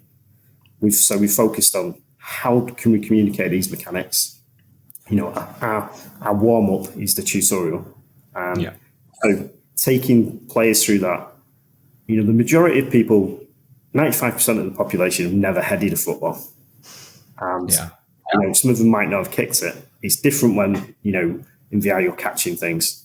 So we needed to make sure it was accessible. I think that capturing that Wii Sport element of play Again, that Christmas Day morning, the Boxing Day, this is the game for that space where you've got to be casting it to the screen. People have got to see you missing that shot. They've got to. We found it's kind of a time sink because as soon as anyone's in it in the office and they're hitting top bins, everyone's like, oh, they're creeping around and just seeing where it's at. Once you get the feel of it and get the feel of the mechanics and start doing those motions and like hitting it top bins or just getting that pass right and such, it becomes very addictive because then you're like, okay, let me get to the next moment or let me play the next mini game and such, and you end up spending a lot of time in there. Like I was sad to put it down before this podcast because I was like, I'm going to record this with Adam now, but I'm excited to jump back in and just go through because I'm now finally getting through the first quarter of moments and such. But there's, I mean, as you just mentioned there, Adam, like there's so much content in this, and you're right, where there's a lot of licensed games out there, and I'm not just talking about VR, I'm just in general, where the licensed games sometimes just don't hit as well as just an original content game or something that's been inspired. Maybe because a lot of the budget's been put onto it, and then the budget for actual game development's lacked or something. I don't know what's going on there, but you really just put a lot of content in there, and there's so much to kind of discuss, and let's kind of dissect them. But first, before we go into each one of the content, I'm just curious, like, how did this even come about? Like, did it start off something like a passion project a few years ago, or like, where's the origin for this game? I think it was a natural continuation. So obviously, we work with the other side of Rezzil, and we've all pro teams, so we work globally. I think with about 50 pro teams through the Premier League, and they use it for rehabilitation, for cognitive development. So that spilled into what we did with Rezzil Player. And we wanted to do more. So we had some club packs that were in Rezzil Player where you could change a stadium to Wolves or City. Those were individual deals. And the more that we were out there with Rezzil Player and the Index at the same time, the Premier League saw what we were doing and they liked it. Then started about an 18-month kind of negotiation, which mainly Andy dealt with. And basically, how can we get to that point? So the Premier League became an equity holder in Rezzil. And that allowed us to take the rights. So that allowed us to then be able to use the video, be able to use the players, the likeness, the stadiums. We still have to get them approved and we still have to get them right, but there's no other game that can do that apart from EA on console. And I think, that's where it started. But we wanted to do the first version on a very aggressive timeline because we wanted to say, let's get this out there. It's not going to be a complete game with all the features because we can't possibly do that for the first release. So we wanted to get the mechanics right. We wanted to devise all the back-end systems, how we choose the goals. There's certain bumpers that you have to be in with the license, what we can do, what we can't do, because you're talking about hundreds of millions of pounds worth of rights that the Premier League have got. So we have to be incredibly respectful of other license holders, but they have been absolutely fantastic so far. They want this game to connect to players. Like you say, I've worked on big IP before, and they can be a bit of a albatross around your neck because you've basically got to serve the IP. They want a game that connects to people, authentic. And they've been in en masse playing it. And we were out in Chicago at the Premier League live mornings, testing it with people. I think we're in a spot where there's a time when we thought, how are we going to actually make this work in terms of, you can see what other people have tried in the space, and some stuff works, some stuff doesn't, some great ideas. But we needed something that was absolutely premium in the space. So we had to take our time and build these systems. And we spent maybe 7 months prototyping different mechanics. We tried things that, that were similar to drawing a line, like Score Hero on mobile, things like that. We tried slowing down the pace of the game. But it just didn't feel right. You needed to feel that pace in the Premier League.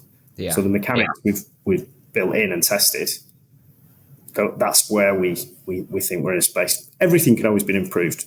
but we think we're in a good spot.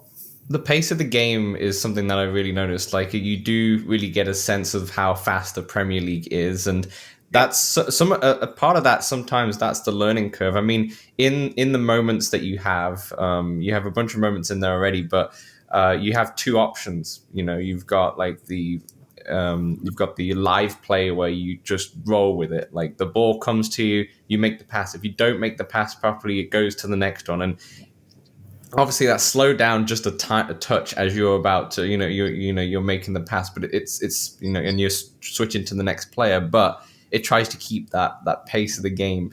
And you also got the mode, more of a casual mode, where you're kind of practicing in a way, to just get every time the ball comes to you, you make the pass. If you don't make it, you can either continue or you can replay it and try and perfect it and such. And that's kind of where the level I'm at the moment. But once you get it perfect, to put it into live play and actually get it right, it's so satisfying itself. And what I really go on, yeah.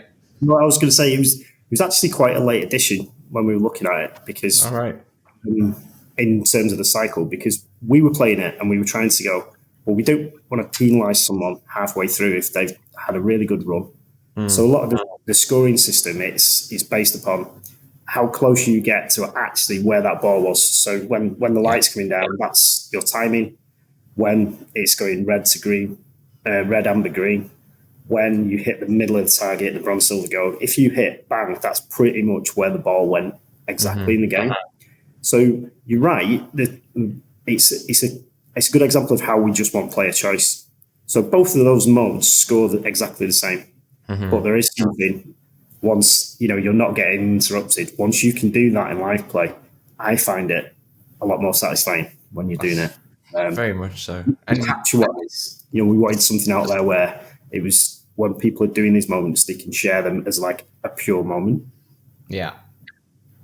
The speed of the game, it's something like, I know obviously with VR, obviously it adds to so much immersion. Nothing like any other like 2D game or playing like FIFA or EA Sports Football Club now. The speed of the game is the crazy part. Like, especially when there was one that I was actually doing just before this podcast, because I was doing it over and over again. I couldn't get it right. I can't remember which player who scores it, but it was the Wolves goal on the first chapter of the moments, where essentially you do a few passes, and I do like the ones that have a lot of passing involved, because you can just build up. But then when it comes to the goal, you're basically hitting a volley, and you're first controlling it on, I think he controls it on his knee or something to pop it up. And the first, try and get that control into like the circle and then go ahead and volley it into the net. It's freaking hard when you first try. And I'm playing on easy mode and such, but then I got it just before like we came on air here. And it was so satisfying. It's so satisfying to just get that. And then you actually get it in the right spot as well in the goal. When you get that feeling, that feedback, it's really good, and it kind of plays to the addictive nature, because then you start to finally get the game, and then you want to go to the next moment, and you want to go to the next moment, and you want to just keep going. This has always been been lucky enough to work on a variety of genre of games, and this is one of the things that I always loved about when I did sports games as well. I did back end of UEFA Challenge, which was a PS1 game way back, and then I did a tennis game, and I think it's the kind of, if you can get a sports game right, it's kind of it's a game for all seasons, and you don't tend to remove them off your console or your headset, because there's always going to be something you can come back to it. And I think the moments you can always get better. I think what we've also made sure that is, because obviously it's calculating the physics real time, and there's not anything preloaded on it. That goal, particularly the Wolves, you can actually take it down and shoot and score and still get. But we've got some scoring in the background. If you score it with the right foot that they scored that goal with, you'll get a little bit more. But you can. It's like there's a Foden goal in there where I'm right-footed, not left-footed. So, but I'm taking it on the left, so I can actually score it with my right. But you notice the flow of the games. If you do, when you've watched the video, if you do what the player did, it's actually easier. The Kobe Manu one, you've got to be looking where the ball is. he taps it with his left, and he turns on his right. Now, I tried just letting it roll past me and doing it right, and I couldn't get the right moment. You get in such an appreciation of what it is to do this. I think there's still an element of you can play it your way, but then there's that hardcore out there will want to do it exactly as the player did it. Yeah, I understand that too. Like, because for those of you who don't know, I mean, you watch the video of the goal before you get into the actual game, and yeah, I mean, the one that you described, it's funny you say that was a 2-1. The two that I did just before before we recorded here was the Wolves one and the Foden goal as well. And I did definitely do both of them with my right foot because I just could not get it right with the left foot. But that makes sense with the passes, with the shooting, because I don't think I'm that great with the shooting. I think I'm still just right foot. I'll try and just get it in.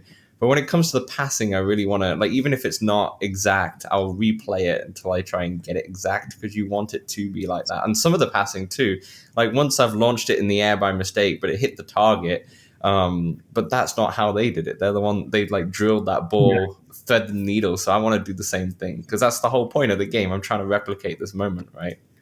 Yeah, 100%. It's the closest you can get to being a Premier League player. Yeah. You know, we might have stylized graphics, you know, but we've got a lot going on in a question set. There's an awful lot going on. I think that's the important thing for us. It's like people they can still play it their own way, but I think they're just gonna people will need, like me, will need to do it. When we were looking at how we were going to test and build these levels, we took a kind of a different approach to what you'd usually do in game development. Whereas we wanted to basically have the editor and the moments in the headset. Right. We've done that for the goalkeeping as well. So what that meant was we've got exactly the positions where the players are, but we were able to, like, for normal humans, not Premier League footballers, we're able to move it back. And what we call it when we're building it is fractions and moment. So we call the passes the fraction that make it up. So we're in the headset, we can actually control the velocity of the ball a little bit. So we know exactly where the ball is, and we're seeing it like a ghost car. There's the ball, and we're going, okay, well, we're going to add a little bit more backspin or topspin to just make it playable. Right.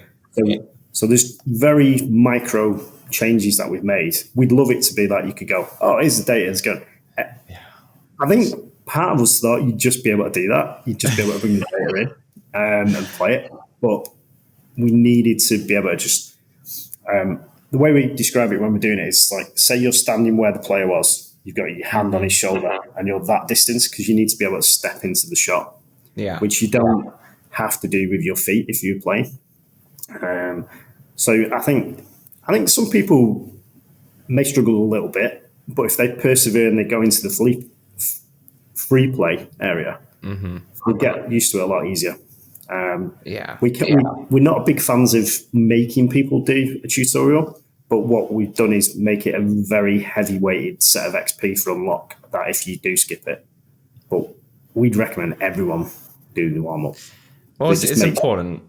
It's obviously, you know, football's played with your feet, right? And I think when you're saying, like, just bring the data in, that might work better, obviously, if you had this game built for your actual Rezzil Pro system, like with the trackers and the proper headsets, PSVR and such, then maybe you'll be able to replicate it a little bit more where you can just throw the data in and it kind of will work in a way. But start off, you're not controlling your legs with your legs, right? You're controlling them with your hands and your arms as well. So let's talk a bit about that. Like, how did that decision come about, like, in terms of being able to, because obviously naturally you'll be like, okay, I want to control it with my legs. Maybe we can think of something like strapping your controller to your foot or something like that and such. Maybe that would be something to go to, or maybe that's a hardware limitation with the Quest anyway.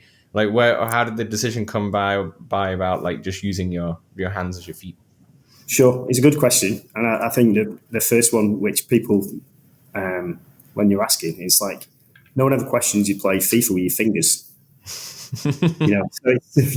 Just touche, fair point. I think it's just getting past that barrier. But we had actually done some experimental work for the Quest Pro, because that obviously had the tracking, and we Yeah. we patented and made our own cradle for them. Yeah. So we experimented what was going on with the feet with that. So we knew that was a possibility. There's obviously not a affordable tracking solution on anything with Meta. You can use the HTC trackers with it on PCVR. Yeah. We use the version 3 trackers. So we knew what was possible. And I think if there was, you were able to do it today, we'd love to do it. But it does have its drawbacks, because there's an awful lot of people out there that haven't played football but would want to play this game. And if you look at a Garnacho overhead kick, you're not going to be doing it. And that was the goal of the season. So our thought process going through it was, we want this to be a super accessible game. We want people that maybe are going, I might try that game. I'm not a big sports fan, but I want to try it. And then we wanted both ends of the spectrum. I think the game only gets better when you can have that range of players through it. We can see a world where there's probably an awful lot of FIFA fans that might have a look at this, where in the past they've gone, I wish you could play FIFA in VR. The reality of where that will probably end up is their first version might be you're sat in the stands playing the game or something like that. I can see that's where it is. Yeah. For us, we like I say, we did like 7 months of prototypes, looking where it was, and the only real connection that we'd done a lot of testing with arms, and you can open up your foot into a shooting mode with the trigger. We took all the learnings of the physics and the boot shapes, because in the pro versions, obviously the physics, even on Predator boots, are different to Nike boots. So we've got a lot of things going on in terms of the velocity and the whip and the physics that we'd learned. And when we started trying it, you had the connection there. We didn't want to be in a point where, even if there was a tracking solution, it was another peripheral that you had to add. And you had to ask the player. We just basically wanted people to jump in. And if we had that down the line, we have the experience. It's just flicking a switch, really. But that was our gold standard. Can anyone, someone at home, their grandma, can they do the Garnacho overhead kick? Can they compete, and can they do that? So that's where we had to get to, and that was the biggest decision, really, I think.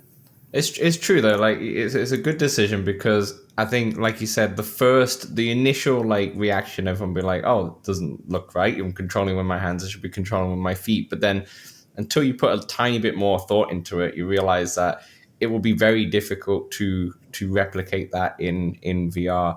And like you said, the accessibility, some people can't walk, for example, and such, then they can't play this game. And maybe they love Premier League, they love football in general, and they now can't play this game, which is really sad. So that's an important thing, to make it accessible to everyone, regardless. And maybe one day in the future, Quest 4, Quest 5 or something like that, there is ability to have your trackers on your feet, and maybe that's something that you can look at. But I feel like this is always going to be part of the game anyway, because of the accessibility it brings to the game itself. Yeah, I think there is that consideration of that side of accessibility, but also just ease of access into the game. In the other side of accessibility, people being able to just pick this up and play it.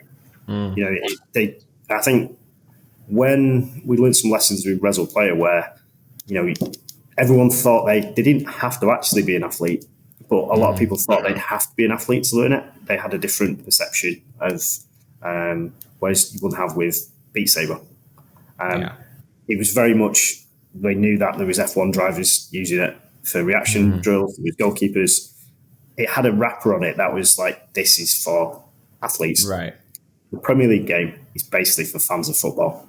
Yeah. If you've ever wanted to be on that pitch, it's unless you're a ball boy or you become a pro player, you're not going to stand on these pitches. No.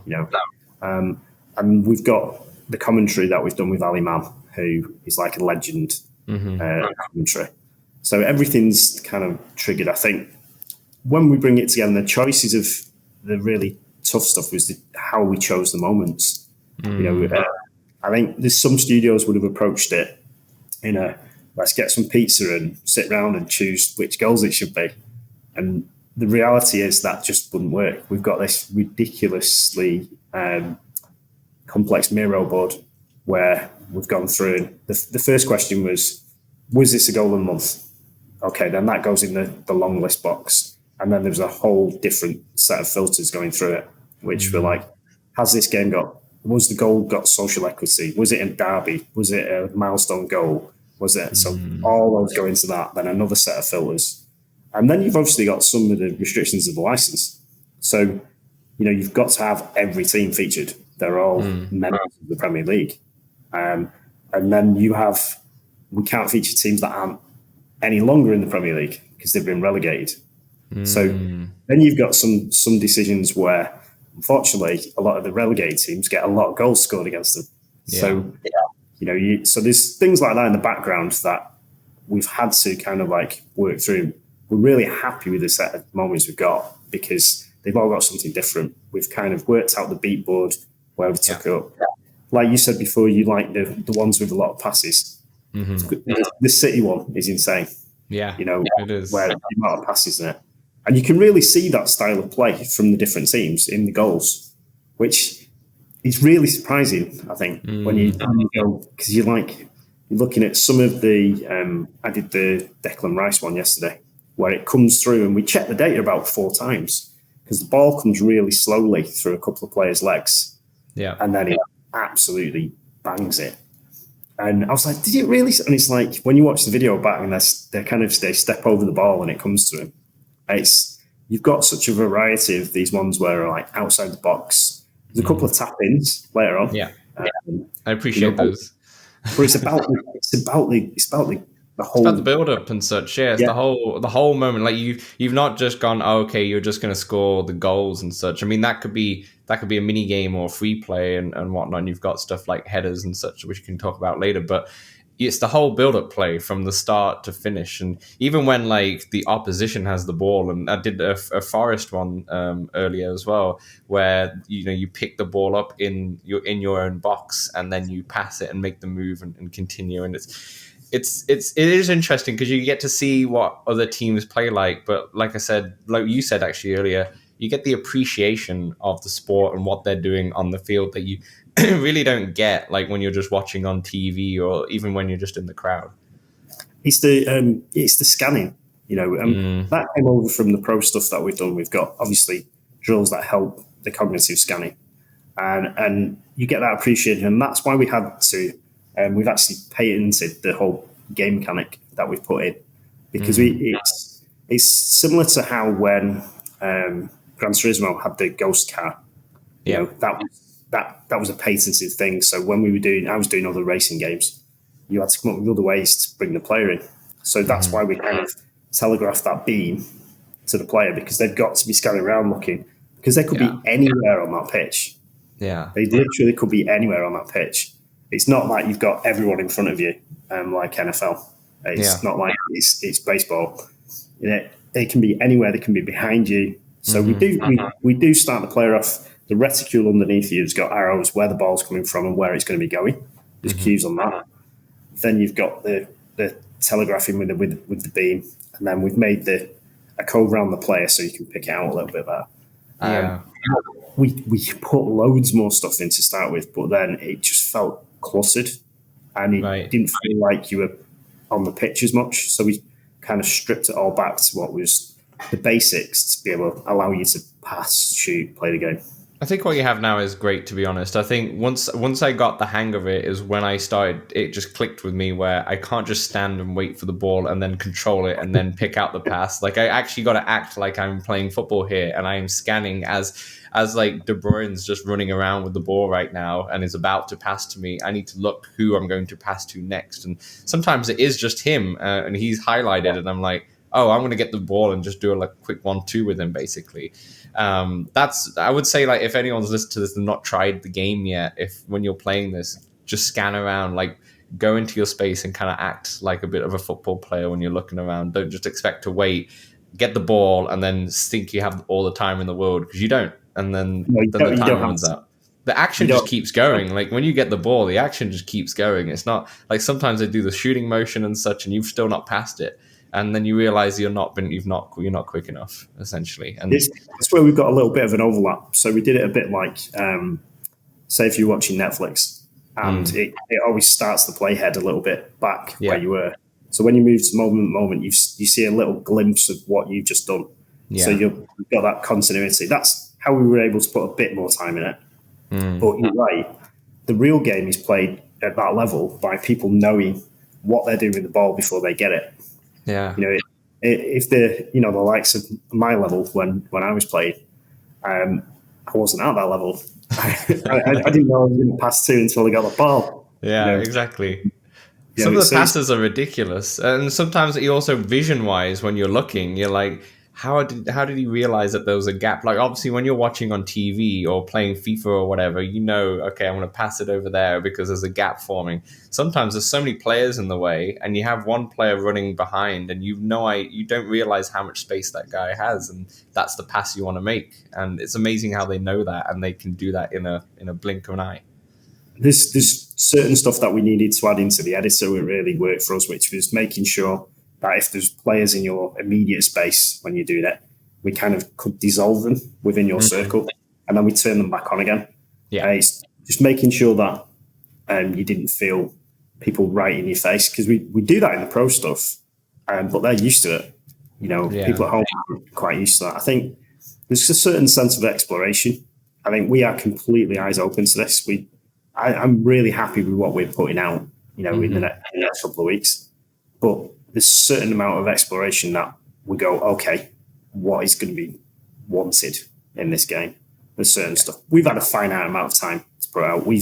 As football fans and people are playing it every day, we think we've put out the best, baseline. And now it's about building on it. Stuff like the sandbox stuff we're putting into the free play. That's like a massive time sink. We've just seen, and what we want to do is get some of these right as a single player experience first before we roll it out into multiplayer. So the free player is just single player, but it's got the local party mode at the moment. So if you've got 5 friends around, you can add their names in and it'll compete. But once we roll out, like the other modes have got multiplayer already, it needs to be right. So there's certain stuff where people underestimate how much is going on physics-wise when you're kicking a ball to another person in virtual space, whether, what region they're in, what the ownership of the actual physical ball in virtual space is, who's the host. There's certain stuff you can get away with if you're kind of a level kind of game. There's certain stuff that will not get forgiven if you're a Premier League official game. Oh, for sure. Especially, the thing is, like, also, if you don't, a couple of points on that. One, first, you're talking about that, and that's why it's so impressive that you have so much content in there, because a lot of effort and time just on the moments alone is good enough to kind of get the baseline. But then you've not only done that, you've also added mini games. You can be the goalkeeper, you can do heading, and there's free play, and there's multiplayer, and then there's this, like, the museum or the vault or such, like, where you see all your unlocks and whatnot, the sanctuary, I think, as you called it. There's so much more content in there, and you're like, okay, this is a good baseline, but your baseline is like up here compared to a normal person's baseline of what they'd have in their early access games. So I think we've always punched above our weight as a studio. I think when we've had people come in from, Adidas, Nike, the NBA, Premier League, they've kind of gone, so who's on the other floors? You can see we're in the studio today. It's quiet because it's Sunday today. Everyone's cracking on at home. Well, they always think that we're on a couple of other floors. They're like, where's the rest of the team? We've got a largest team. But I think we've always punched a bit above our weight. And we're all gamers. We run... we're going to keep this. We've not announced the price yet, but we're going to keep it at a very reasonable price, because as we're building over the years, I guess, we want to be bringing in these features. We might bring in some live features where you can connect to the moments, but even if you don't take that option, we'll still be giving new stuff, new levels, new game modes to every player. And we did that, and we proved that out when we did Rezzil Player.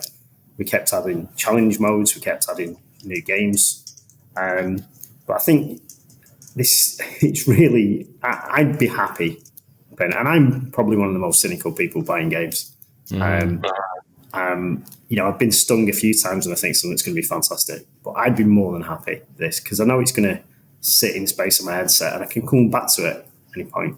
Like I was saying, the evergreen nature is you can go, I quite fancy just popping out. I think the one for me where it's got that hint of it is, I don't know if you ever played Trials HD. Yeah. Well, Trials HD, I love that game. I absolutely love that game. So much fun. I love the way that I'd move on a little bit frustrated and it'd be gnawing away at me. And I'd go, at some point, I need to go back and get all golds on that level. Yeah. I just need to. I need to. And that's the kind of gamer I am. And I think we want people to be able to progress through this game and not get stuck in blocks. And they'll be able to do that. But if they want to go back and have perfection, they'll get rewarded for it. For sure, and it really is just like if you don't mind putting in maybe 30 minutes or 30, 45 minutes, I think it took me to really get used to using my hands as my feet and such and really get into it. Like as soon as you put in like a good half an hour or so, then you start getting better at it and you start getting the idea. You might not be amazing and be scoring worldies and such just yet, but you'll get that addictive nature because you can see the progression and such, and it is really quick. You just have to get over that first like 15, 20 minutes or so hump where you're like, oh yes, my mind's thinking I'm using my legs when I'm actually using my hands, and that's totally fine. I actually found when we switched over and settled on the mechanic, I was actually just swinging my leg at the same time as I was doing it. Yeah. And it actually helped. It helped me to, when you're shaping around the ball as if you would with your foot. So once you've got the calibration right, we've got some clever stuff that doesn't allow you to go through the floor. Yeah. So you're always going to get a connection with the ball, but it's really about posture. I think some of the people that struggle in the first couple of minutes, when it clicks, they realise because they've got something in their hand, they're treating it like a tennis racket or a golf club. And it's probably closer to a golf club movement with one hand than it is tennis. So some people are out here trying to do that, or they might have just words. It's really about, okay, I'm going to focus for a minute, but it's when, like in real football, when you can lift your head up and be looking at where the target is and not looking down at your foot all the time, that's when it clicks. It does, yeah. So, and it starts off the game when you go into a moment. It says put your hands by your sides to calibrate the height and such.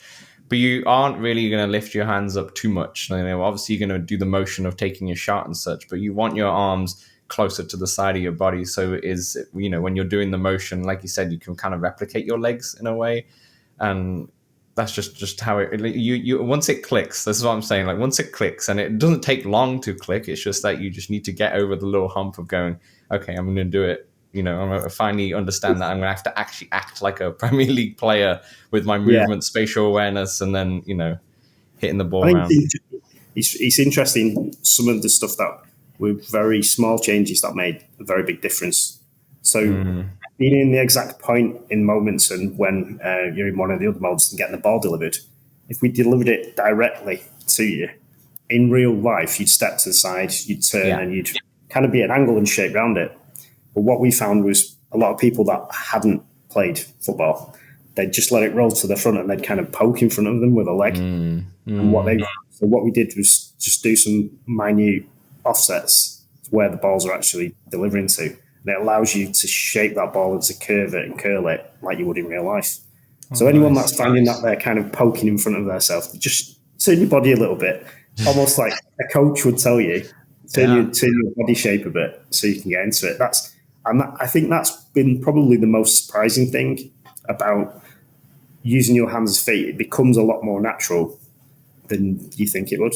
It does. Yeah, it really does. And just going back to a point you made earlier as well, when you were talking about obviously putting all of that content in, I think it's so important to get this game right because, like you said, it's a licensed game, and the Premier League are most likely going to push this as well because it's all, it's an official game in some respects in terms of that. So it's important to get this right because if the first attempt isn't right, then you might not get an attempt in the future or be a long time. Or it's like when you first try VR. If you first try VR and you've done a roller coaster simulator and you've become sick and such, then you're probably not going to try it again for a very long time, a very, very long time. So, I think we experienced that, as they call it, we got caught a lot of the arrows when we were doing arrows of innovation, do they call it, or something like that? We caught a lot of them when we were going round to the football clubs. They go, "Oh, I've tried VR. It made me feel sick." They don't know. And they used Google Cardboard and something, and it's like that reignition. And you're completely right. There's been a couple of really stonking, like Arkham has come out as absolute stonking, I think. But there's been some real stinkers as well lately. So there is a high skepticism, but I think. To anyone that's doing that, we've been doing games for a long, long time. It's not kind of like we're some port house that the Premier League put together. Yeah. We've been working with football. We've been working in this space for about 8 years. Before that, in a lot of games. So it matters to us. We wouldn't put anything out that was just a kind of label slap game and everything, because it'd be easy to do that. It'd be easy to do that, and we could have took elements of Rezzil Player and just put another wrapper on it. And gone, here's some bits. But it was really hard problems to solve, the mechanics in the moments. How do you do that? I think we touched on some of the stuff before, but I think it was more difficult than we anticipated. Yeah. Certainly. It's just, the be anywhere nature on a pitch is crazy. And the speed of the balls. Yeah. I hope there's a lot of non-sports fans try it, because if you kind of abstracted what we've got, it's like a bit of a hunting game with a football. You've got to seek. You got to pick your targets. And I see what you mean. It's how they used to call Paul Scholes sat nav. How he find anyone on a pitch. You really, those scanning skills that you've got to be alert. It's like you're walking into a Spec Ops game. Where you've got to scan the room for where you've got to be scanning the room and going, right, I've got to take that guy out before I do it. The principles are the same. It's just going to be a different experience for people. For sure. I just want a couple of quicker questions here. I mean, we kind of touched on it before, but I just wanted to ask, when it comes to like tracking the players' movements, because obviously everything is so one-to-one of what it is in the actual moment itself, shall we say. Was that from the technology that you've already built from like Rezzil with the Premier Leagues? That's how you captured it? Because for me, when I look at it, I'm like, how do they get every single movement so perfectly from just a video? So we have a engine that we built called XR Live, which is used for broadcast, and that takes the tracking data from like Second Spectrum or Hawkeye in the games. And there are actually arrays of cameras that are in the stadiums. And essentially, to people who are not familiar with that, it's like a really complicated mocap for live football. So on that side of stuff, we can actually recreate a 3D game in about 8 seconds after it's been live. Wow. So that's why that's been used for broadcast. So that has been implanted into kind of our physics engine and where it is. Well, there's a certain amount of cleanup that we've done, a little bit, and there's a certain amount of finessing we've done. But as stuff progresses, that'll have the ability to be live. But it is, it's what all the teams are using for their analysis. It's what the TV are using when they're using broadcast tracking. So we supply different people that. I don't think there's anyone else could do it. No, not really, because they don't have access to that kind of technology or such or whatnot. So that's the most impressive. Sorry, go on. Thank you. I'll pass it on to the team. A lot cleverer people than me. That's the important thing. They wouldn't have the rights to recreate it in 3D. They wouldn't have rights to the video. So even if you went in and eyeballed every animation and did it, one, it would take you forever. And two, it'd be different. We're literally using the actual match data from the match. So you really can't get any more. You can take a couple more touches. You can do that. I mean, we made decisions to not make you not. What's the best way of putting it? When we got into the moments, we saw that some parts of the moments you play and some you don't. some you watch. It was a much better experience when you saw a player turn. Yeah. Like Kobe Mainu, he does a turn and play, because you'd never have that view of that on the pitch. And there's certain stuff we stayed away from our experiences. We didn't want the player to try dribbling. The motion sickness is horrendous. Yeah. We've tried it in other games. We've tried it in our prototypes. We wanted people to, well, we can do that in other stuff. We can do that when you're in flea play areas. But getting into trying to make intricate turns and doing stuff, it's not what it's about. It's about enjoying that whole of the moment, enjoying that whole part of the goal. So it's some editorial decisions in there of where you are. Yeah. But for the main, it's intact. You can watch that video and you can watch them side by side from yours, and you'll see they're exactly the same. Yeah, they are spot on. I just want to move on to just a few of the other stuff that you have, and obviously we've spoken about, with the content, there's so much, but just want to go over first of all, the unlocks, like the sanctuary. So when you complete moments and such, you get XP, but you also, maybe you unlock a player or unlock like several players and such, and then you go into your sanctuary, which is a massive, kind of like this massive museum in a way, and there's so much in there. Like, nice. We started off with it, and the scale of it is epic. Huge. It is epic. But like, so what do we have in there? We have obviously your key players, and obviously if you've chosen a team that you like, so obviously I've chosen Man United, there's like a specific area which has all the players. It's kind of like a locker room in a way. But then also you've got like the Premier League trophy there that you can pick up and on hold, and it's much bigger than I realized anyway. But there's also like the Premier League tables in there, the live table, and there's some like videos and moments captured from there. There's also a little Rezzil history. You've got your own little museum in there telling you from when you founded it.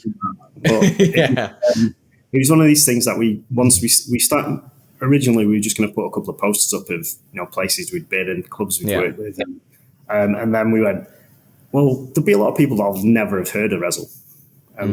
It's like, so once they see where we wanted to, by showing where we've been in the past and the stuff that's possible, we wanted to give people a glimpse of what we might add to this experience in the future. And the best way of doing that was give the examples of things we've done. That was it. But it's quite cool because we forgot about half of it that we've done. Then you've got the boot room, obviously, that's in there. But the players unlocks, what you'd be able to do is you can curate the rest of it however you want. So as you unlock them, you'll be able to transfer them to whichever room you want. You can put your own collections of dream players. There's a formation where the statues are. So you'll be able to move them around in different formations. Some of the stuff we talked about in the future is being able to link it to your fantasy team. So we can pull that in live. Again, it's not something that we could have done just for launch, but these are the kind of things that, if you're in a virtual space and me and you were there talking about, I'll just show us your fantasy team, will you? Yeah. And it's like, pop it in statues, and we're stood in this cavernous cathedral football thing. These are the things which we've dreamed about doing, and the Premier League are really open to stuff like that. It's just kind of what we didn't want was to half bake some stuff that went in, and they have some very clever people there, and we were talking about what we wanted to put in, and maybe that was to it, and they weren't pushing us to put things like that in. It was like we were going, ooh, can we put fantasy again? Yeah. Okay, we need to make sure it's perfect. Yeah. We need things like that. And there is a lot of content, but the other stuff we kind of like, let's not do that now. Let's do that month after release, second month, third month. We didn't want people to be drinking from a fire hose where they're kind of like that, but not getting the essence of where the building blocks started. So I think there's going to be some fantastic stuff where you can see hints of things that will be in that sanctuary space, whereas you might have found a little pitch in there as well. And there's other rooms that are kind of locked off. There's going to be more kind of social spaces. It's not going to be a horizon room. It's going to be, okay, I'm playing this game. We've gone and played some free plays. We've played some co-op header tennis in one of the modes. We might have, competed on goalkeeping. let's just drop in Sanctuary. I'll show you my collection. There's such a precedent in, sticker books, albums. But none of that is going to be purchased. You have to earn it by playing. You have to sweat it. No one can come into this game and go, I'm going to just spend on packs and stuff. It's not about that as a game. It's about the experience of being close to the real game for us.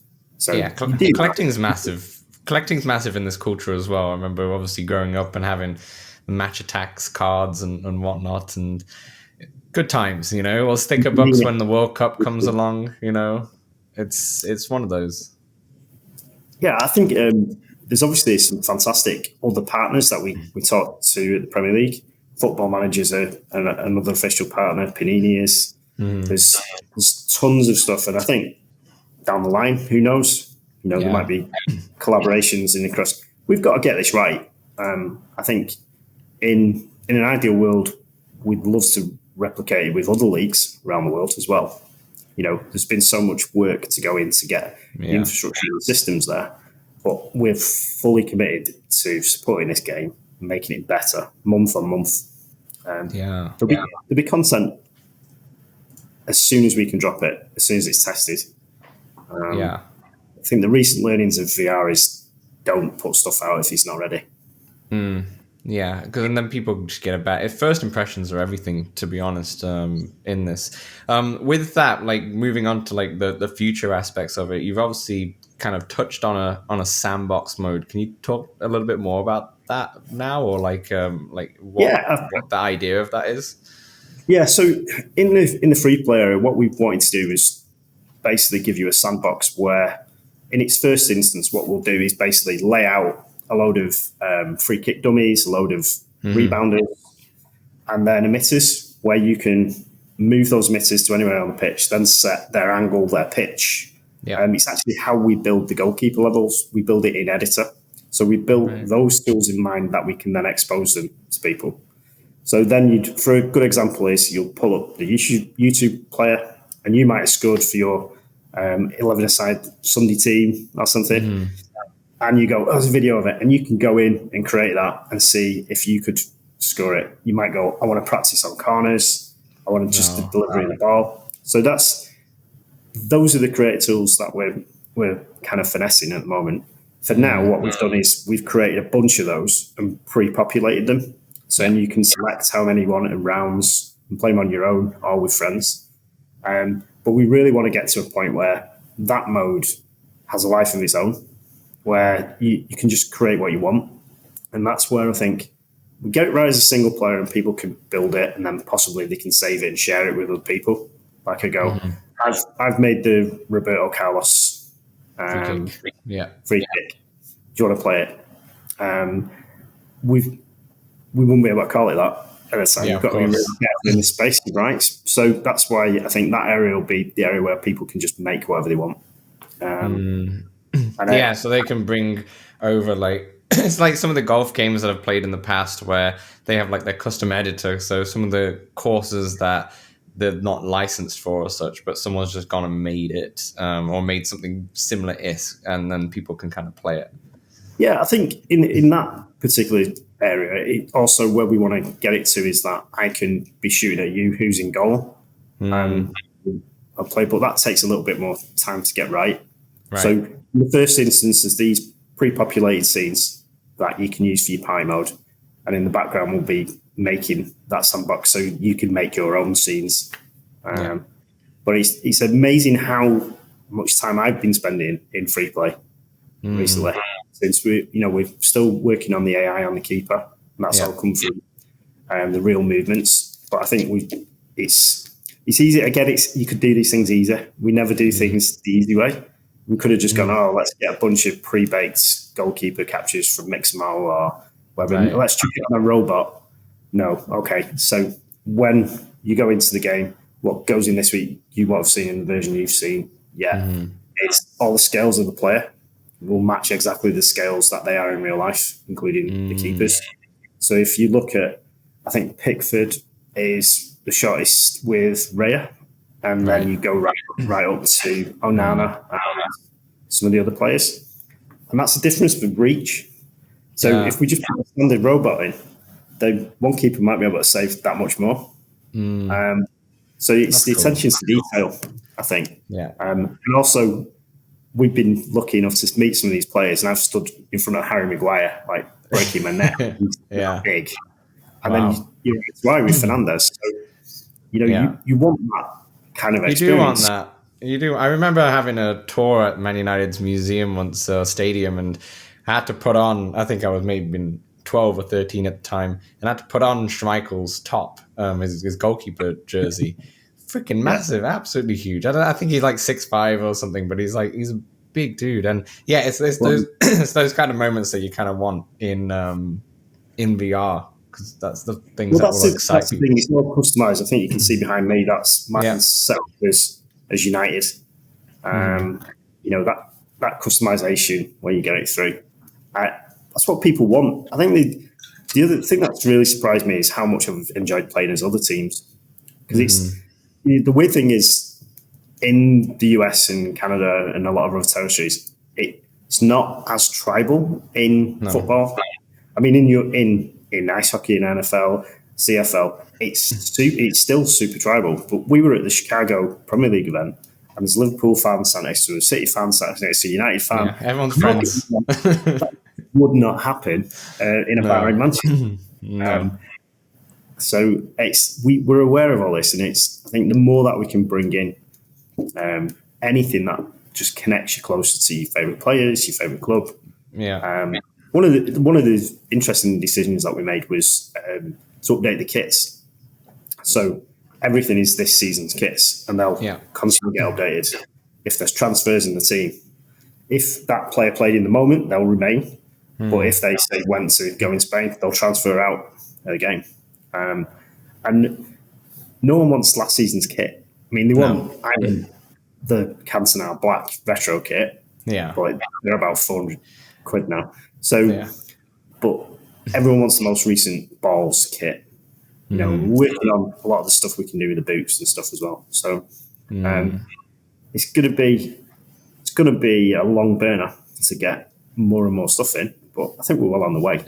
It is, and it's probably a good way to kind of. I mean, we can probably chat for another hour, to be honest, on this, because there's so much to talk about. But it's a good way to kind of wrap this up in terms of looking at what's coming. So obviously, it's early access as of around this time of when the podcast's coming out. But we've looked at like NFL Pro Era. They shipped a standalone game, then they did another standalone every year, and now they've gone straight to live service. And it's kind of what a lot of people want, like EA Sports Football Club to do and all that stuff. What's Premier League Player look like? Is that going to be a live service into the next year and for updates and such? So I think there's room for both within one product if you do it right. I think buying this as a baseline product, we're always going to give players something, and we're going to update it and add it. But when it comes to live, what we're talking about at the moment is probably August to coincide with season and things like that. Is then the moments dropping in live as they do week to week, and I think that really has to be a live service. Yeah. And what we might do though is kind of like do a holdback of 3 months. So say people will only get the moments 3 months after if they're just on a normal pack. Right. But if you're a football fan, really you want those moments each week live. So this is about backfilling last season, and then we'll continue to progress and add in parts of the season. But for me as a fan, if it's half time and someone missed that goal, because that's one of the things we haven't added in yet, some of the howlers and some of the misses. Can you do it better? I can see a future where we do that, but also like the saves and things.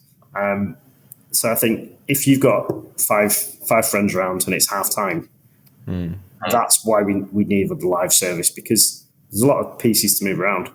And I think that's where it becomes that kind of instant side of it. You'll have all the rest of the stuff will be backfilling that you can go and play with, and that's be another reason to keep it on your headset.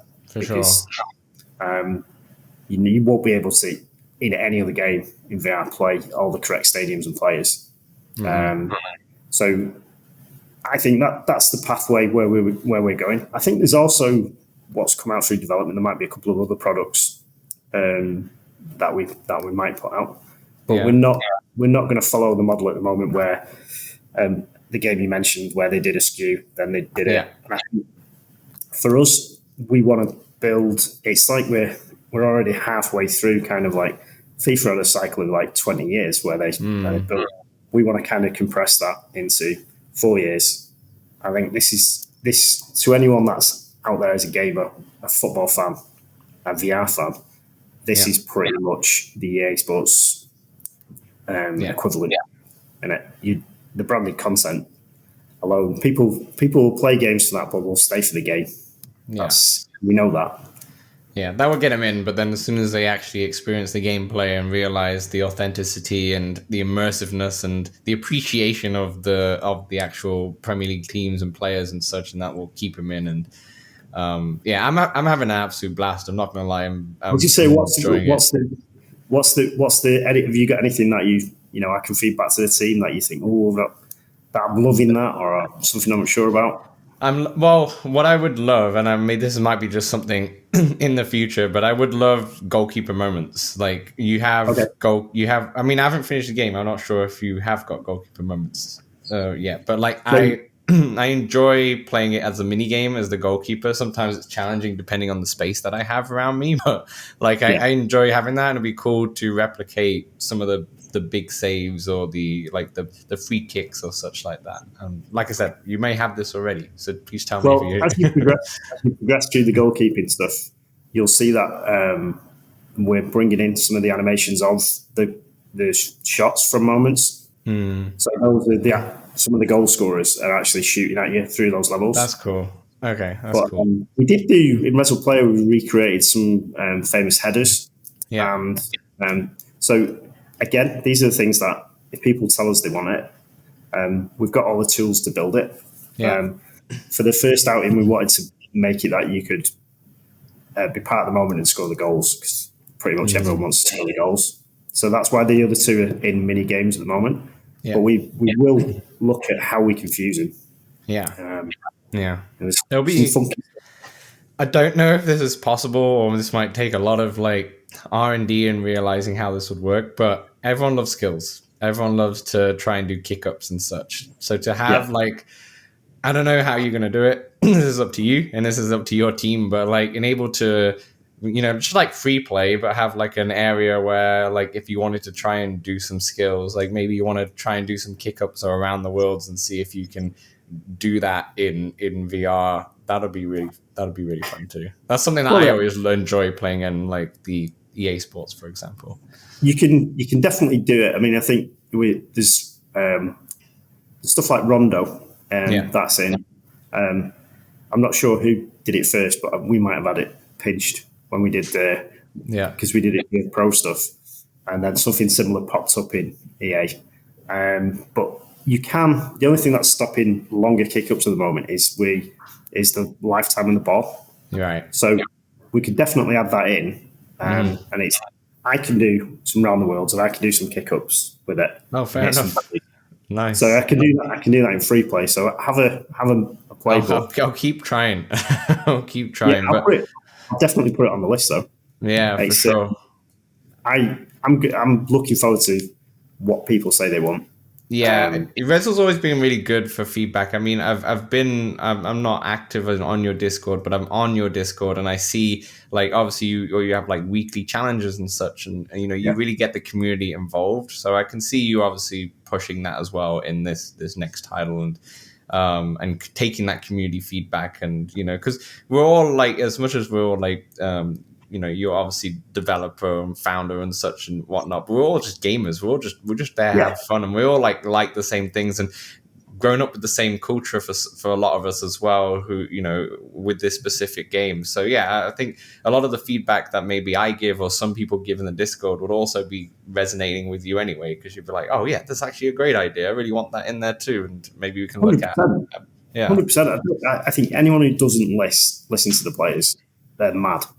Yeah. Because if people really don't like something that we put in, we'll put our effort in another place, just things that they do.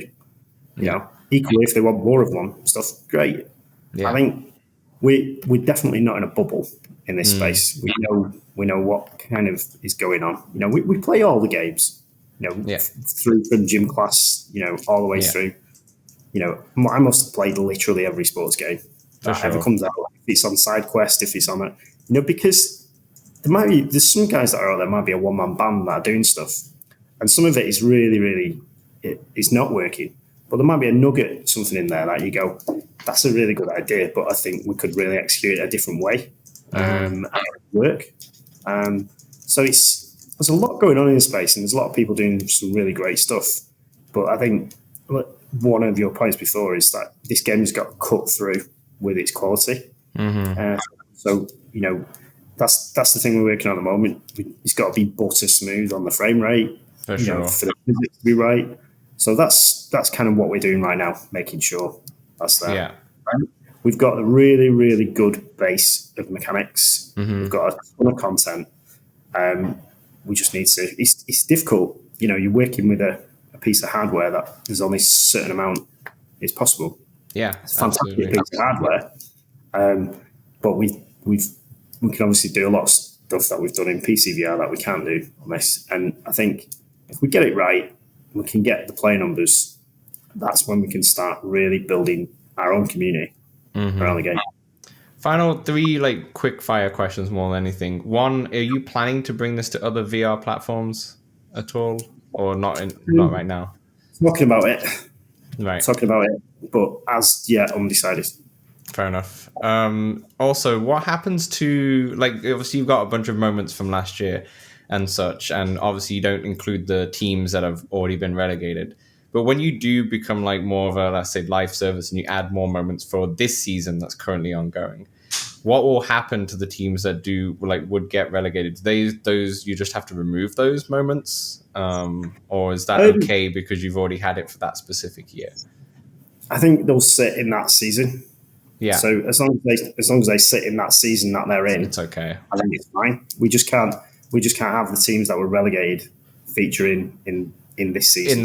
Yeah. Okay. Yeah, that makes a lot of sense. And final question here: do you have a favorite moment, or maybe if you don't have a favorite specific moment, what kind of moments do you prefer to play in Premier League Player? I hate to say it because I'm a United fan, but I like playing the City ones. The passing and such as well. So many passes in them. I think it'd be monotonous if they were all like that, which is why we've obviously balanced it out. But my favourite one is why we've put it at the top at the moment is obviously United. I love the kind of enthusiasm Kobe Mainoo's got. Yeah. So the Kobe Mainoo one, where he's so elegant how he stops with his left and turns on his right and puts it right in the corner. And it was a very early goal for him. It was against Liverpool. First. Yeah. So that's what I'm enjoying at the moment. But there's a couple of Forest goals in there, like Chris Wood, who scores on Boxing Day. Yeah. And he's flying at the moment. So we watch so much football. We literally have to watch each game for the analysis, and to have something where I'm still finding things that I like and are surprising me in this. That's kind of why we do it. Yeah, it's so much fun. I think especially as someone who's obviously grown up with that culture and still very much loves football and the Premier League and all that. I'm having a fantastic time with it, and I'm very curious also to see the players' responses who maybe you've not tried football before, or maybe you've not tried sport games like you've said. But I'm curious to see because I think the mechanics and the way that this game is built with the physics is very impressive. It's very impressive to get what you have in VR. Like that game that you mentioned earlier on this podcast with the mobile games. I think it's called Score or something like that. Yeah, Score here. Yeah, I used to have a great time with that back in the day when we was playing that on early iPhones and such, and that was a great time, and that's pretty much captured this, but it's added a whole new dimension because you are right in the moment itself. And yeah, I think you guys have just absolutely nailed it, and it's still in early access, that's the thing, so I'm so curious to see what's going to happen over this next year. It's just sky's the limit. Just got to keep building, not get complacent, just constantly trying to perfect every bit of physics, every bit of movement, and then just really putting in those features that people want. Perfect. I love games where I can create. If I can just go in and build out some of my own moments and share them with you, and then I can say, we can have a real kind of, we're even looking at stuff that might be companion apps where, dad and lad, dad can be firing on his phone and swiping the shots while his son's in the keeper. I think you've only got so much time and resources, so you have to direct them. So any steer we get off anyone, if there's trends in there, then we'll just listen. Fantastic. Well, Adam, thanks so much. I really feel like we could have continued talking for a good hour or so. So I think we should end it here. It'll be a very long podcast if not, but maybe we'll get you on again next year or so when we see the game even more evolving and such. But thank you so much. Thanks for joining us. No, welcome. Thanks for your time and for all your feedback.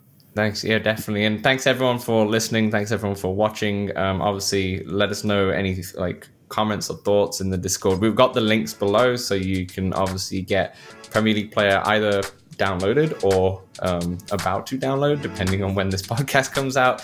But also Rezzil's Discord will be below as well, so you can check that out. So we'll see you next week.